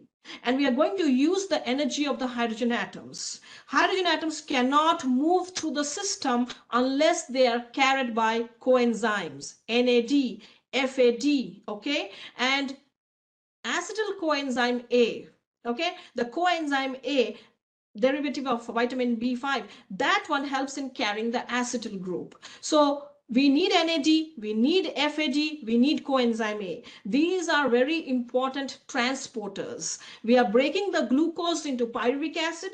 We are breaking the pyruvic acid into acetyl group, and then from the acetyl group, we are extracting all the hydrogen so that the energy of the hydrogen can be used to produce ATP. This is the whole summary. This is the whole gist of what we are trying to do at each level. You just need to draw a flow chart and say glucose gives pyruvic acid, that gives acetyl, and from acetyl we are getting energy. In the meantime, we are using NAD, FAD, coenzyme A as transporters. NAD, FAD are carrying the hot potatoes hydrogen, and coenzyme A is carrying the acetyl group. And then all together at the end, the hydrogen atoms are dumped into the mitochondria, and their energy is used to produce ATP through the electron transport chain, chemiosmosis, and then we are done. But through the process, you have to remember how many NAD came, how many were converted into NADH, how many ATP produced at each step, how many ATP used up at each step. All this nitty-gritty stuff you have to remember. That's all. That's all the story. It's not, it looks complicated, but you can master it. Okay. Okay, so the acetyl group is completely oxidized, completely broken down, so that it will give rise to carbon dioxide as a waste, and hydrogen during the, all that we need is hydrogen because it has energy. The energetic hydrogens, they're always using the word energetic because the hydrogen has energy which we need to make ATP. So the energetic hydrogens will be added to NAD plus and FAD. Here comes your transporters. They will carry it and they will convert it into NADH and FADH2. That means these two guys get reduced. They get reduced. Reduced means gaining hydrogen atoms. They gained the hydrogen. They came as NAD and FAD. They got reduced as NADH and FADH2. During the Krebs cycle, the carbons of the acetyl group will be completely oxidized to CO2. Remember, at this step, we discussed that acetyl coenzyme A will not exist anymore. It will lose its identity. It will completely get decimated as carbon dioxide. Okay, it will give away the hydrogen, whatever it's carrying, to NADFAD, and it will completely get oxidized to carbon dioxide, which will be as a waste. For every acetyl group, CH3CO, there will be 2 carbons that will be oxidized to carbon dioxide. So these reactions occur in the matrix of the mitochondria. So question here for you, does it happen in the cytoplasm? No. Once pyruvic acid enters into the mitochondria, everything else happens in the matrix of the mitochondria. So when one acetyl coenzyme A is oxidized, when I say oxidized, it means you are talking about it is losing stuff that it has. And what it is forming? It is forming 3 NADH, 1 FADH2. Pay your attention, please. I said 1 acetyl coenzyme. How many did we bring? We brought 2. From 2 pyruvic acid, remember, we brought 2. So 1 is producing 3 NADH. Okay, that means basically we are talking about 6 NADH. 1 is producing 1 FADH, that means 2 FADH from 2 molecules. 1 ATP, usually a GTP, but you can think of this in the same way as ATP. We are calling it as ATP, but technically in a higher level, you will know that it is actually guanyl triphosphate, not adenine, and it is directly produced in the Krebs cycle. 1 glucose is broken down. Here's the summary for you. 1 glucose is broken down to 2 acetyl coenzyme. Each of them enters the Krebs cycle, so the products will be doubled. So the question for you here might be why the products are doubled? Because the glucose split into 2 pyruvic acid, and the 2 pyruvic acid produce 2 acetyl groups, and the 2 acetyl groups, if each one of them they give 3 NADH, that means 6 NADH from 2. If they give 1 FADH, that means 2 FADH from 2. Okay, so that is why it's doubled, because there are 2 acetyl coenzyme A formed from 1 glucose. In the previous step, we saw that. So Krebs cycle, at the end of it, what do you get? You brought in 2 acetyl coenzyme A into the matrix of the mitochondria. We are producing 6 NADH, 2 FADH2.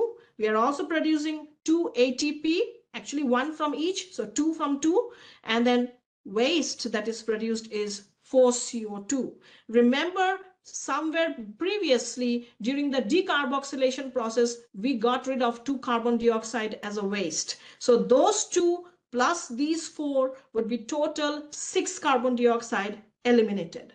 The carbon dioxide that is formed is exhaled out from your nose. You exhale it out. So this is the end result of Krebs cycle gist. You brought 2 acetyl coenzyme, you transferred the hydrogen into NAD and FAD, you reduced it into 6 NADH and 2 FAD, and you produced also 2 ATP, and waste is carbon dioxide. Acetyl coenzyme A is completely destroyed, is completely decimated, is completely oxidized. You will not find acetyl coenzyme A anymore after this step. Any questions?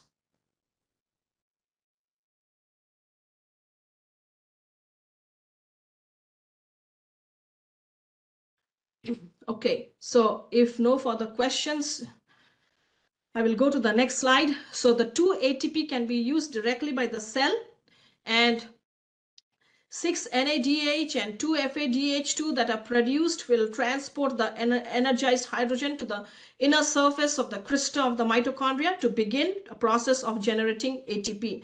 So what we got at the end of the previous cycle was we got 6 NADH and 2 FADH2. We are not going to talk about acetyl coenzyme A anymore because we are done with it. Okay, it's completely oxidized. What we are gonna, next step is we are going to deal with these two guys because they are carrying the hot potatoes. They are carrying the high energetic hydrogen atoms. Now our work is to see that they will help in producing ATP. They will transfer their energy, the hydrogen ions, the hydrogen atoms energy, they will transfer it to the mitochondria in such a way that ATP energy can be produced out of it. By the end of Krebs cycle, glucose is completely oxidized and it is gone because acetyl coenzyme is gone.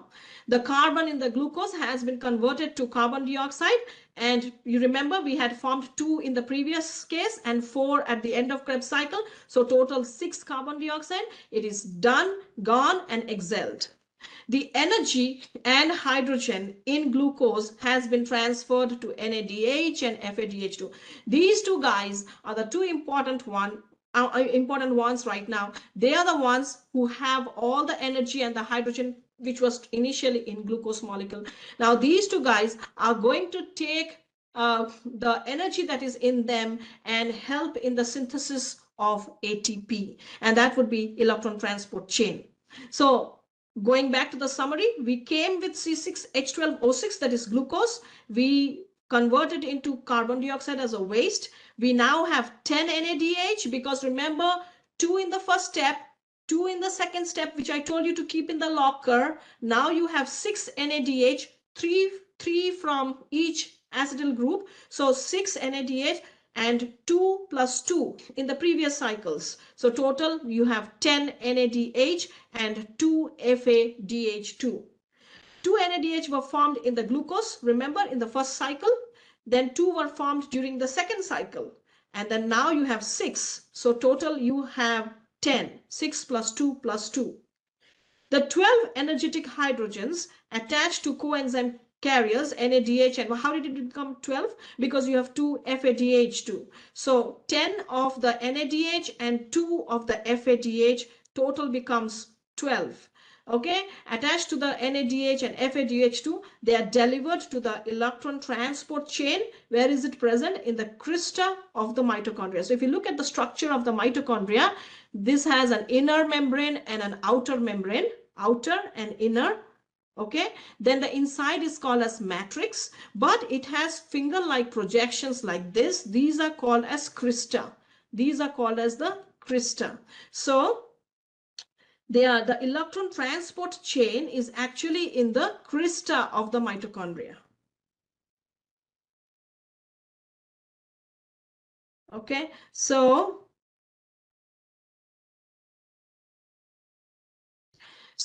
acetyl, here's a summary. Acetyl coenzyme A is oxidized and it is completely decimated, and what you are getting is carbon dioxide as a waste, and NAD is getting reduced as NADH, okay, and ATP is produced and FADH2 is produced. This is all at the end of Krebs cycle. So going back to that slide again, you have glucose forming pyruvic acid, and during that step 2 ATP and 2 NADH were formed. During the second step, 2 CO2 and 2 NADH were again formed, and then when it enters Krebs cycle, you have 6 NADH. So 6 plus 2 plus 2, so you have 10 NADH. 2 were formed previously, 4 formed now, so 4 plus 2, 6 carbon dioxide formed. You have 2 FADH2 and 2 ATP produced over here. So this is the full summary of how many NADH formed, how many FADH2 formed, how many carbon dioxide eliminated as a waste, and what is the total amount of ATP. So Krebs cycle aerobic, at the end of the Krebs cycle, remember, glucose is completely gone because acetyl coenzyme A is totally oxidized and gone. What we only have, we have NADH, and NADH is carrying the hot potatoes or the hydrogen, energetic hydrogen. So glucose has been metabolized into carbon dioxide. Na10, we got 10 NADH and we got 2 FADH2. So that's all at the end of Krebs cycle. Next, the last step is electron transport chain. Let's go to the electron transport chain. Any questions at this step?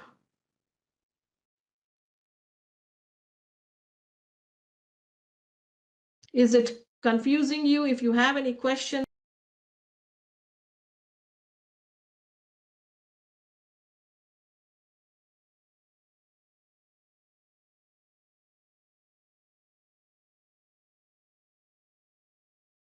okay.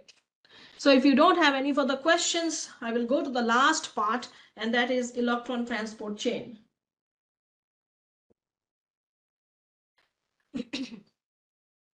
So what is the purpose of the electron transport chain? We are taking the NADH and FADH2. They have the high energy hydrogen atoms, and we are going to use the energy that is trapped in them to produce ATP energy. And this will happen in the inner part of the mitochondria. That is the whole purpose of electron transport chain. And it is quite easy. It's not complicated. So energy stored in NADH and FADH2, that is converted into ATP. So this energy that is trapped in them is going to get into ATP by a system located on the inner surface of the crista of the mitochondria, and this process is called electron transport chain. So an energized hydrogen, what does it contain? It contains an electron and it contains the hydrogen ion, the proton. Okay, so most of the NADH and FADH2 produced from glucose catabolism comes from Krebs cycle. And where does it land up? In the matrix of the mitochondria. NADH from glycolysis in the cytoplasm is also transported into the mitochondrial matrix and adds to the pool of NADH from Krebs cycle. So remember, we had produced 2 NADH at the end of glycolysis step 1 in cytoplasm. That guy will travel to the mitochondrial matrix where the 6 NADH are being formed. Right now in the previous step, we formed 6 NADH. So these 2 plus 2 will travel from the cytoplasm and they will come to the matrix. That is what is being explained over here. When NADH delivers its energized hydrogen to the first of the 3 electron carriers of the electron transport chain, they are located on the crista. The electron carrier passes the electron along to the next carrier and then to the third, all located on the inner surface of the crista. So basically what happens is, in the mitochondria, you will find that there are electron carriers here, E1, E2, E3. Let's call it like that. E1, E2, and E3. They are present in the matrix of the inner matrix of the mitochondria. Now, when NADH will come and FADH2 will come, they carry hydrogen atoms, and hydrogen atoms means they have energetic electrons in them. These 3 are electron acceptors. E1, E2, E3. Let's give them some names. They are basically the electron carriers or acceptors. Okay, so they will, when they receive the electron from the hydrogen atoms of NADH, I can write it over here, NADH, suppose it is transferring the electron, this will pass it on to this guy, this will pass it on to this guy. Okay, so it moves like in a chain like process. It goes as a chain. And where are they present? They're present in the finger like cristae or crista of the mitochondria, of the inner mitochondria. These chain are present in the crista of the mitochondria. That is where the NADH will deliver. It will deliver the hydrogen to the electron carriers. So NADH transporter has been carrying the hydrogen so far, for long. So till now it has been carrying the hydrogen. At this point, it is going to transfer the hydrogen atoms, electrons, or the energy into this electron carriers or acceptors, okay, and they are going to move it from one to the other to the other. It moves like a chain like process, and it happens in the inner surface of the crystal. These finger like projections are called crystal of the mitochondria. So the electron transport chain, so why we call it ETC, electron transport chain, because NADH is transporting the hydrogen atoms which has the electrons. Basically it is transporting the electrons into the carriers E1, E2, E3. I'm giving them names. For example, it is transferring the electron. Who is transferring? NADH. NADH has been carrying it so far. Now is the time to transfer the high energetic electrons into the electron carriers which are located in the crystal of the mitochondria. Okay, so now that is why it is called electron transport chain. It moves like a chain. It uses, so the electron transport chain uses the energy of moving electrons to drive pumping channels in the crystal. So now when they are moving the electrons to the electron carriers, that energy of moving the electrons are highly energetic. Okay, so when you move electrons, it will drive certain channels, certain pumps. It will switch on certain pumping channels in the crystal, and it will pump the H plus, the proton that is left over. So basically what we are doing is, I can add a slide over here and show it to you. Okay, so here comes NADH. Okay, and we know that we are concerned about the H. NAD has been carrying it as a transporter. Now this H has electron and it has proton. Okay, now the electron, the NADH, comes to the crystal of the mitochondria, and there are certain electron carriers, E1, E2, E3, like this, like a chain, and this NADH will dump the electron over here. So basically electron is accepted and it moves from one acceptor to the other. Electron moves. When the electron moves, it produces certain amount of energy. Okay, some amount of energy it generates, and that will pump the H plus proton which was left behind. It will pump it into the membrane, this outer mitochondrial membrane OM and inner mitochondrial membrane. It will pump or push it into this region. So now you have H plus over here. Who will pump it? The energy of moving the electrons from one carrier to another will cause, that energy will cause these hydrogen ions or protons to move into the space between the outer and inner membrane. Okay, that is basically what it is trying to explain over here. So hope this is clear up to this point. So the electron transport chain uses the energy of moving electrons, because the electrons are moving, to drive the pumping channels in the crystal to pump the hydrogen ions that is left over. And because now hydrogen atom has lost its electron, what is it going to do with the proton sitting over there? So it's going to basically pump it into the space between the inner and outer mitochondrial membrane. As a result, the space between them becomes acidic. Because it receives so many H plus ions, that space now becomes acidic. There are 3 H plus pumping channels along the electron transport chain that move the H plus from the matrix into the intermembrane space, and the acid movement causes a concentration difference between the highly acidic space, okay, between the inner and outer. And this concentration difference will push the H plus back towards the matrix through another channel in the crystal that powers an A&PII enzyme. It's a lot of information. Let me go back to the slide that I had drawn for you.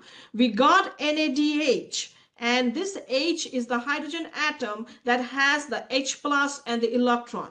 First step, it will dump the electron to the cristae of the mitochondria so that there are electron carriers along the cristae. They are going to accept the electron and they move it from carrier to carrier, carrier to carrier. When they move the electrons, some energy is produced. This energy will help the H plus to be pumped into the space between the outer and inner mitochondrial layer. Okay, it will push it there. How will it push it? There are three separate pumping channels, three channels through which it is going to pump the H plus. It's not going to abandon the H plus because the hydrogen atom is now partially empty. The electrons have gone away. There is nothing to do with the H plus. So the energy that is created from the movement of electrons, this energy is going to push the proton, the H plus ions into this space. When the H plus lands here, it becomes acidic. And more H plus means more acidic. If it is more acidic, a concentration gradient kind of establishes over here. Then that concentration gradient is going to open up channels back into the matrix, okay, and push the H plus back into the matrix. So when it comes and pushes this channel open, there is an A&PII enzyme sitting over here at the channels, and that gets activated, and that will help in the phosphorylation of ADP plus phosphate into ATP, and that is how ATP would be generated, and that would end up the story of the ETC. Okay, so going back to that slide, so the concentration difference works to push the H plus back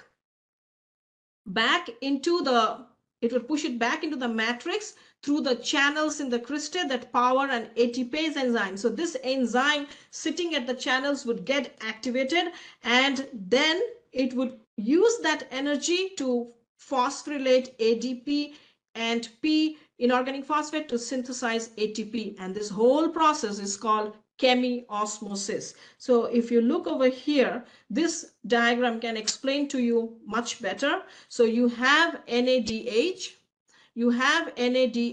bringing the hydrogen atoms that we need, and they're going to push the electrons through the crystal over here. And when they push the electrons over here through the electron carriers, the energy that is generated by pushing these electrons, that is going to be used to push the H plus into this space, into the space between the outer mitochondrial membrane and inner mitochondrial membrane. So it will push it there. Look at the arrows. They push it, and they push it through three pumping channels. 1, 2, 3. Three pumping channels push the H plus here into this space. Okay, this is the matrix, and this is the intermembrane space. So they push it here. Now when they push it here, this one becomes acidic. When it becomes acidic, it develops a concentration gradient. That means there is a high concentration and there is a low concentration. So because of the high concentration here, they push it back into, this is the matrix, they push it back over here. Okay, and when they push it back over here, ATPase enzyme at the channel gets activated, and it uses the energy that is generated by this channel. It uses that energy to phosphorylate ADP into ATP, and that is how you get ATP energy. Okay, the rest of the hydrogen that is not needed, the extra ones, or even the exhausted ones which have got rid of their electrons and protons, the exhausted ones, they will combine with oxygen to form water. Oxygen is the one that you had inhaled in. Ultimately, they form water, which is the waste, and it is used up by the cells. That finishes electron transport chain.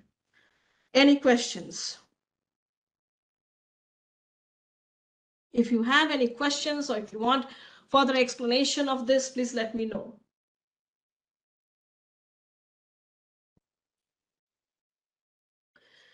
Okay, so I'll go to the next slide. This is just a summary of what all I explained so far. So when hydrogen ion streams through the channel back to the matrix, so ADP will get phosphorylated and it will form ATP. At the end of the electron transport chain, after the electrons and hydrogen are all used up to produce ATP, whatever exhausted hydrogen ions are left or what has to be disposed of, that will combine with the oxygen to form water. Oxygen is the very last carrier. So overall reaction that you get is you get 10 NADH and 2 FADH2 and 3 oxygen. Finally, you produce 34 ATP. 34 ATP and 6 molecules of water eliminated. So out of this 34, if you go to the next slide, remember, we get ATP out of the NADH and FADH2 that has been formed. There are a series of electron carriers that I talked about on the crystal. For every NADH that enters, we produce 3 ATP. How many NADH did enter? 10.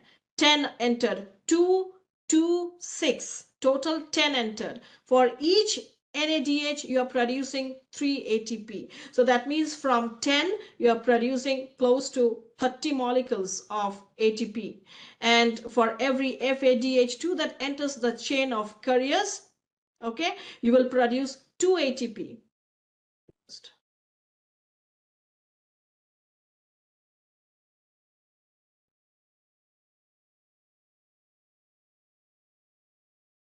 Okay, so for every FADH2 that enters, you are producing 2 ATP. Okay, so now 10 NADH enter the previous steps and 2 FADH2 enter from the previous steps. So total would be 34 ATP that are created in the electron transport chain.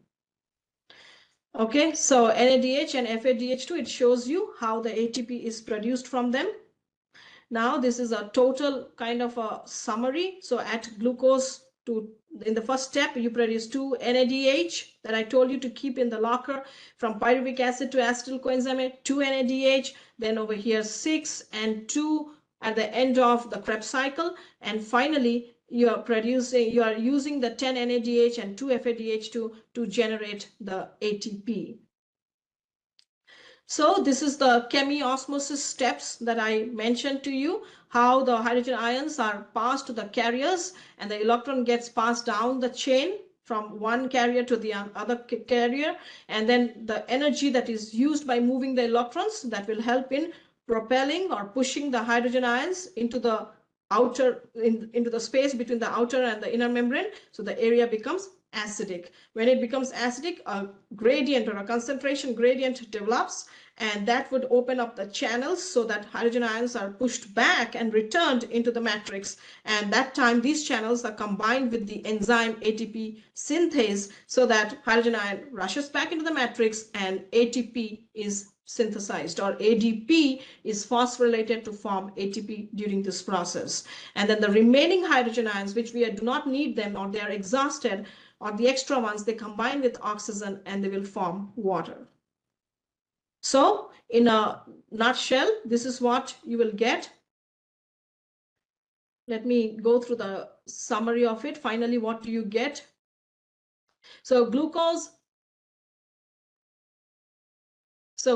plus oxygen will give carbon dioxide and 6H2O and 38 molecules of ATP.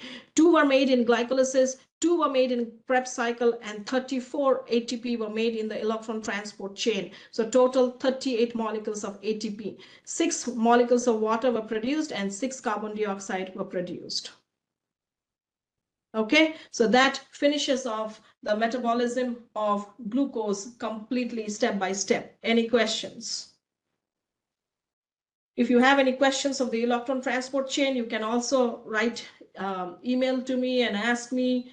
If you find any questions while studying for the exam, don't hesitate to send me emails. So if you don't have any further questions, we'll move to metabolism of proteins and fats.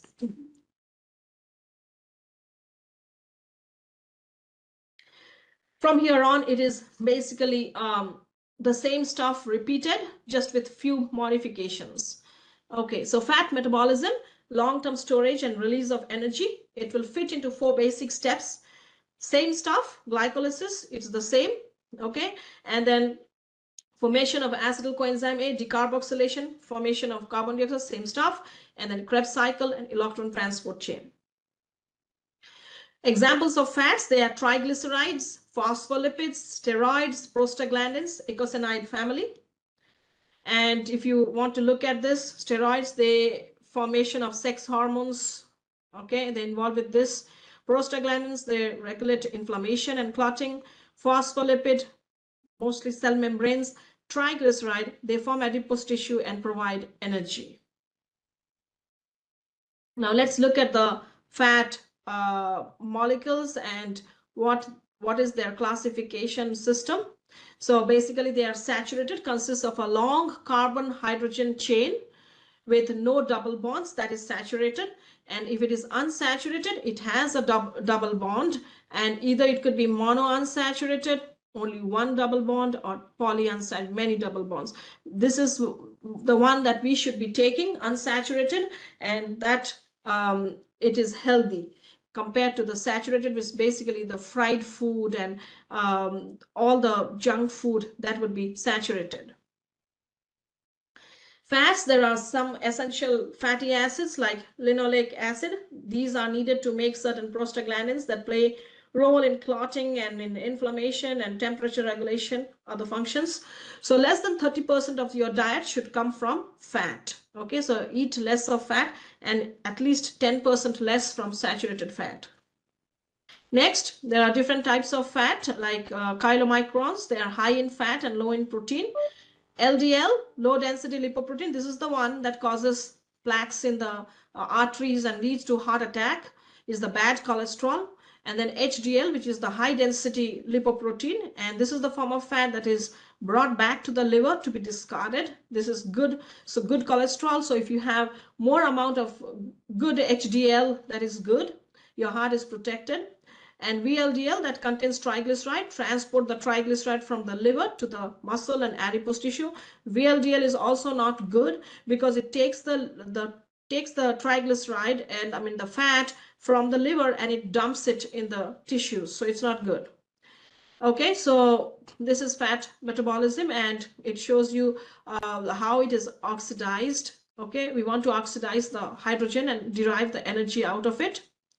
Fat metabolism, fat has a potential for a lot of ATP. It can produce a lot of energy since they contain a lot of hydrogen, and fats are broken down into fatty acid and glycerol. The glycerol portion can be converted. Now this is important. The glycerol part, you know that fat is converted into fatty acid and glycerol at the end of digestion. Glycerol one is converted into pyruvic acid. Both are 3 carbon compounds. Pyruvic acid can be converted into glucose. Okay, so if you have fat, it's converted into fatty acid and glycerol. The glycerol guy will be converted into pyruvic acid, and that proceeds into glucose. Okay, and then the rest of the steps can follow, Krebs cycle and etc.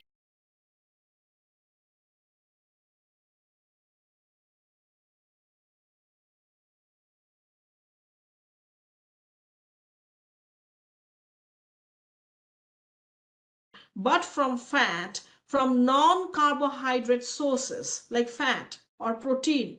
When you extract glucose out of non-carbohydrate sources, then you call the process as gluconeogenesis.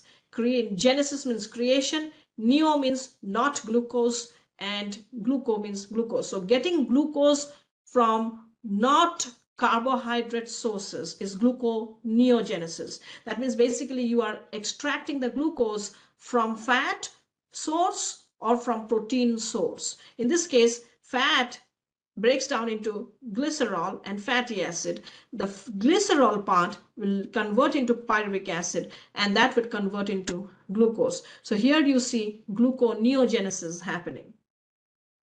So gluconeogenesis is making glucose from non-carbohydrate sources. We can also use glycerol to make ATP. Lipid catabolism, so breakdown of fat into glycerol, fatty acid, monoglycerides. So now the triglyceride are split by hydrolysis into 1 molecule of glycerol and 3 molecules of fatty acid.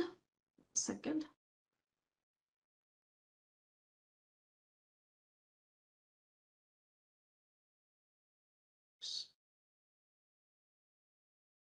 Okay, so lipids are broken. So here it shows triglyceride, glycerol, and fatty acid. And by gluconeogenesis, you can find that, pull this up. By gluconeogenesis, you can find that the glycerol can give rise to glucose that can enter into the Krebs cycle and produce ATP. If you look at the fatty acid would either produce ketones or directly enter into Krebs cycle. Fatty acid will not produce glucose. Only glycerol can produce glucose. So, a summary of this step: as you know already that glucose produces pyruvic acid, that produces acetyl coenzyme A, that enters the Krebs cycle, and it will produce ATP energy. Okay, and NAD and is the carrier, FAD is the carrier during this process, and acetyl coenzyme A completely gets oxidized so that carbon dioxide is produced as a waste. Okay, and we get the 38 molecules of ATP. You know this process, we just completed it. If you look at the fat, it is broken down into glycerol and fatty acid. The glycerol will be able to convert into pyruvic acid and then proceed in this direction. It can also form glucose and then proceed in this direction. The fatty acid will not form glucose. Through beta oxidation, it will form acetyl coenzyme A and it will enter the Krebs cycle to provide energy, ATP. So fatty acids do not form pyruvic acid. Fatty acids do not form glucose. They directly through beta oxidation form acetyl coenzyme A and then they proceed down in this direction to produce ATP. Okay, so beta oxidation, that is called lipolysis. Lipolysis means, lysis means breakdown, lipo means the fat breakdown. So long chain fatty acid plus coenzyme will give lots of acetyl coenzyme A, and that will ultimately help in the movement to the Krebs cycle and production of energy. So beta oxidation, removing 2 carbons of fatty acid at a time and convert them into acetyl coenzyme A. So basically you are taking the fatty acid and converting it into acetyl coenzyme A and then thrusting it into Krebs cycle and the electron transport chain to produce ATP energy. Ketones. We need to know a little bit about ketones, what they are. Okay. So ketogenesis process, what is ketogenesis? When a lot of acetyl coenzyme A is produced, a lot of acetyl coenzyme A are produced from fat, they begin to bind to form ketones. So that means basically you are having a lot of fat in your diet, and that is resulting in a lot of acetyl coenzyme A, and that will form a lot of ATP energy to you. But because you are producing so much of acetyl coenzyme A, they begin to bind together and they form a compound which is called ketones. Remember that acetyl coenzyme A cannot reverse back to pyruvic acid. It is an irreversible reaction. We already discussed that. So fatty acids cannot be used to make glucose. No, only glycerol can make glucose. Fatty acid cannot make glucose. So ketones that are formed, too much of acetyl coenzyme A being formed, they will clump together and form the ketones. They are acidic and they will lower the pH. And ketones are formed whenever there is large amount of fat being metabolized, and sometimes it is because of starvation or diets or diabetes, and it forms ketoacidosis. So basically our body brings the energy by the usage of glucose. But if you are diabetic and your glucose is not readily available, or you are starving, or you didn't eat food, your glucose is not there. So your fat will be used as a reservoir, it will be used as a resource to burn it, to oxidize it, to produce energy. And if too much of fat is used in this process, it would result in clumping of the acetyl coenzyme A, leading to the formation of ketones. So liver cells, they conserve the glucose, rather break down the lipids. Okay, so lipid catabolism excess forms of acetyl coenzyme A, which I told you is going to lead to the formation of ketone bodies. For example, acetoacetate, acetone, beta hydroxybutyrate, all of these will be formed. Okay, and during starvation or fasting, more ketone bodies or ketosis happens. Ketonemia will lower the blood pH. Acidification of blood by ketone is called ketoacidosis, making ATP out of proteins. And this is the last part. We are done with the fat. Let's look at the proteins. So proteins, as you know, they are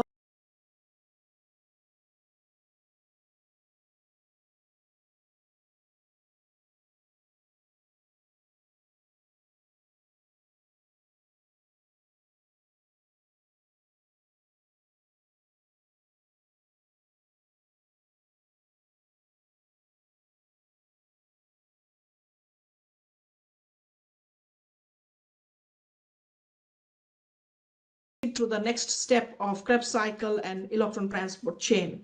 And again, if glucose is produced out of non-carbohydrate source, that means from protein, it is called gluconeogenesis process. So amino acid catabolism, transamination happens. Transamination means the amino group of amino acid is transferred to a keto acid, and transamination is reversible process. So keto acid is like amino acid, only its second carbon binds to oxygen instead of amino group. So basically, from the amino acid, the amino group is NH2. It is transferred. Okay, it is transferred to a keto acid. Okay, so that is, this process is called transamination. Deamination, elimination of the amino group. In order to convert an amino group to amino acid to immediate of glucose metabolism like pyruvic, it must be deaminated. So when you are converting a protein into a sugar, you need to get rid of the amino group, and amino group cannot be converted into ammonia because highly toxic. So what you do is the liver takes the amino group and it forms urea. Urea is, as you know, less harmful, and then you can eliminate it in the urine. So you take the protein, remove the amino group, okay, remove the amino group by converting it into urea in the liver, and then without the amino group, you convert the protein into glucose and then pass it through the Krebs cycle and produce ATP energy. So amino acids of proteins, deamination, by removing the amino group, you will form pyruvic acid. By removing the amino group, you can form acetyl coenzyme A, and once it enters the Krebs cycle, again the same process repeated, and 38 molecules of ATP energy produced. So here is a summary of the entire stuff, whatever we studied so far. Okay, so here's a summary. Glycogenesis, as you know, glucose molecules will form glycogen. Then glycogenolysis, that means the breakdown of the glycogen into glucose. Glycolysis, whatever we studied till now, breakdown of the glucose to form the pyruvic acid and the acetyl coenzyme and ATP energy. Gluconeogenesis, that is making the glucose from non-carbohydrate source like fat and protein. Either you make glucose out of amino acid or you make glucose out of the glycerol part of fats. Last part is metabolism, vitamins and minerals. I'll just run through it. Vitamins, either they are fat soluble or they are water soluble. Vitamins are not digested in the alimentary canal, remember that. And for your fat soluble vitamins, they are A, D, E, K. K is used for blood clotting, and A is for eyes and vision, skin. Okay, vitamin D for the absorption of calcium. E for tissue repairing, healing. It acts as a good antioxidant. This part is just memorization part. Then water soluble are vitamin C. It's also a good antioxidant. And then vitamin B, NAD, FAD, B5 pantothenic acid, coenzyme A, all of these are derivatives of B. So B group is very, very important. Then folic acid is B9, helps in nervous system development in the fetus.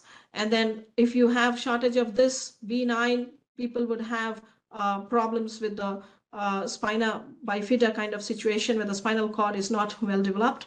Vitamin B12 that is required for normal nervous system and RBC formation. Minerals, what are the minerals? Sodium, very, very important for sodium, potassium pump, nervous system, nerve conduction, potassium, calcium, again, nerve conduction. Most of the people in the old age have sodium and potassium imbalance, and that leads to dizziness and kind of, fainting.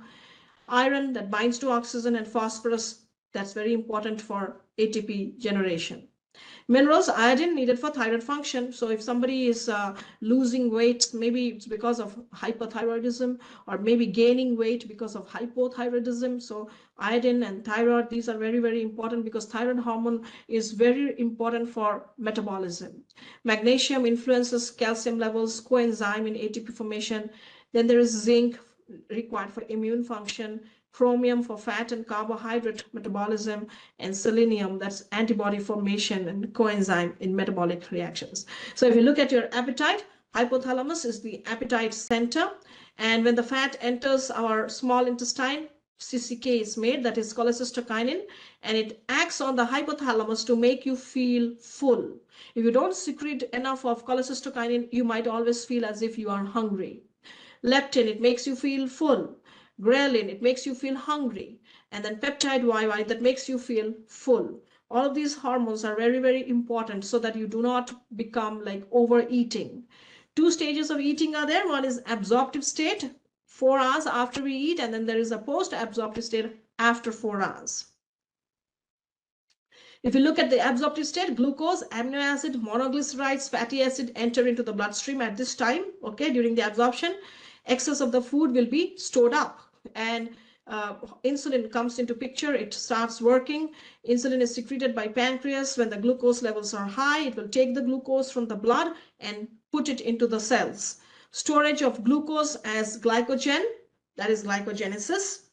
Storage of fat as triglyceride, that is lipogenesis. So whenever you create something and store it, that is genesis. Storage of protein is protein synthesis. Post-absorptive stage, and we maintain normal glucose levels in the blood, even though we are no longer absorbing food.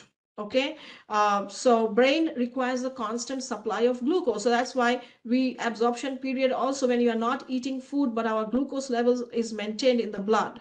Making glucose, it's by glycogenolysis. If the glucose level falls, glucagon hormone will come into picture, and it will convert the glycogen into glucose. Breakdown of glycogen will happen, and that process is called glycogenolysis. Then there is gluconeogenesis, where glucose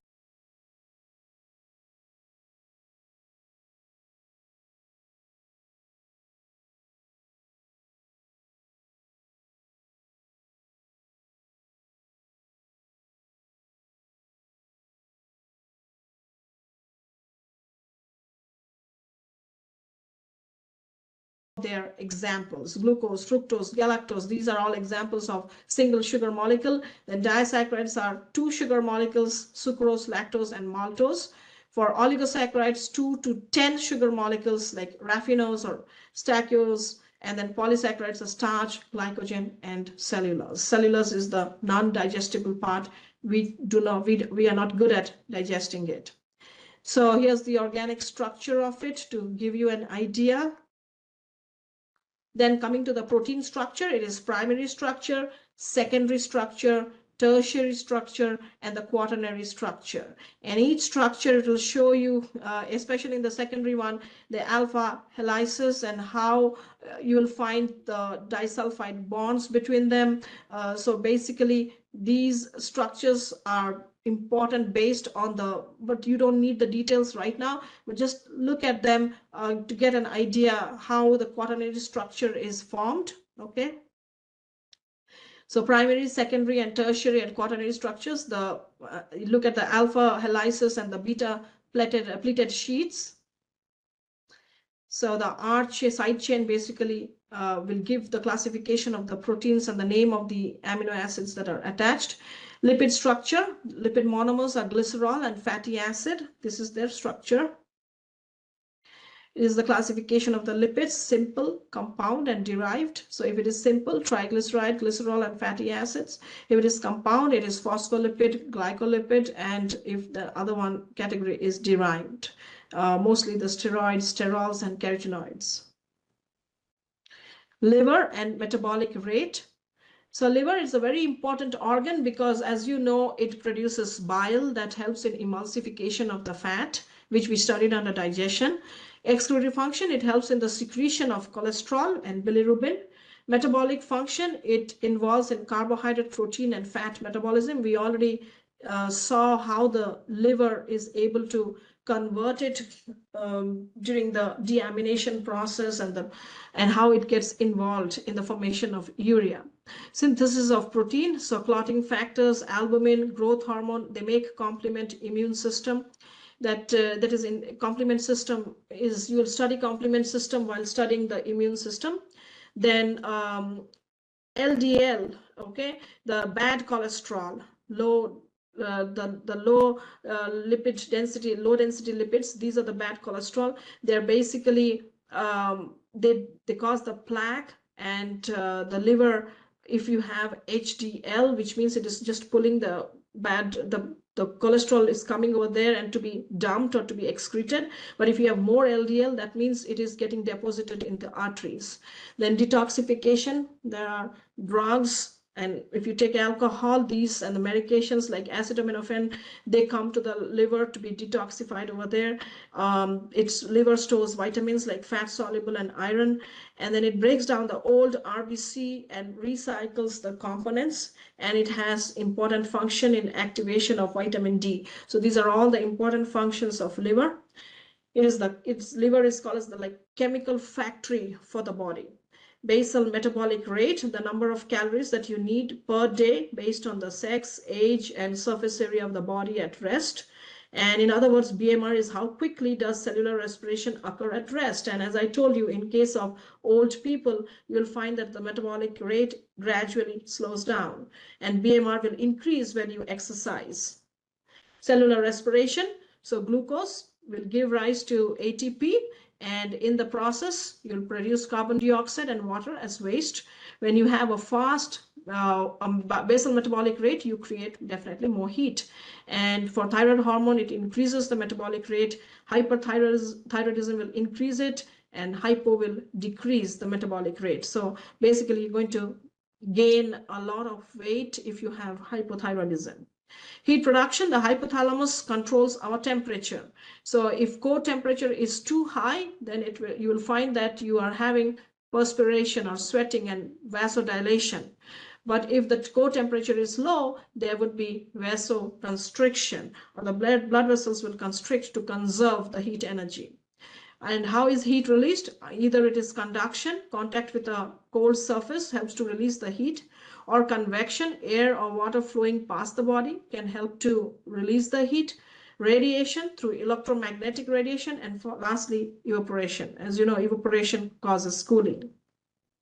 Importance of body temperature. Well, extremely high and low body temperature can affect the protein structure. As I explained to you that under high temperature, protein denaturation can happen. So enzymes will also get denatured because enzymes are made out of proteins. And when enzymes are denatured, you'll find that the chemical reaction or the metabolic reaction does not proceed in the right way, or the way it's expected to proceed. It will not produce the ATP energy. Denaturation of proteins can be irreversible and more difficult to release heat if there is high humidity around you, or inability to sweat in case of older patients as well. So this finishes off the chapter on metabolism, and I have some extra slides over here where I had added some notes, but probably you do not need them at this level. Okay, so that's all about metabolism. And if you have any questions, please ask me now. Please ask me if you have any questions on metabolism, and otherwise we will end the class, and you can always reach out to me and no questions. Okay, was it like too complicated for you, or like The explanation was understandable, but it was like too much of information. I will have questions after reviewing. It's a lot of info. I'm sorry. I know that. It is a lot of information. It's because it is having so many slides. I wish I could make the slides lesser for you, but it is a lot of slides. Let me see. If I get time, I will draw the entire chapter in kind of a flow chart. Okay. Yes. Yes, that's what you have mentioned. You need to make a flow chart. I will try to make a flow chart, and it may be a very long one, and I will take pictures of it and send it to you. That way, you know what is happening at every step, okay? And how many NADH produced, how many ATP produced, who is getting involved, who is getting split at every step, step 1, 2, 3, 4, and electron transport chain. I'll try to draw it. You have exam on Monday. Let me see. I actually teach at one more university and another college, so those classes and grading and all those are lined up. But let me see if I can by Friday. I will try to draw. You keep on studying, but I promise you I'll make a flow chart and I'll send it to you by email, and that will help you, to just look over it, and you will remember everything before your exam. Okay, so thank you very much, and we will end the class.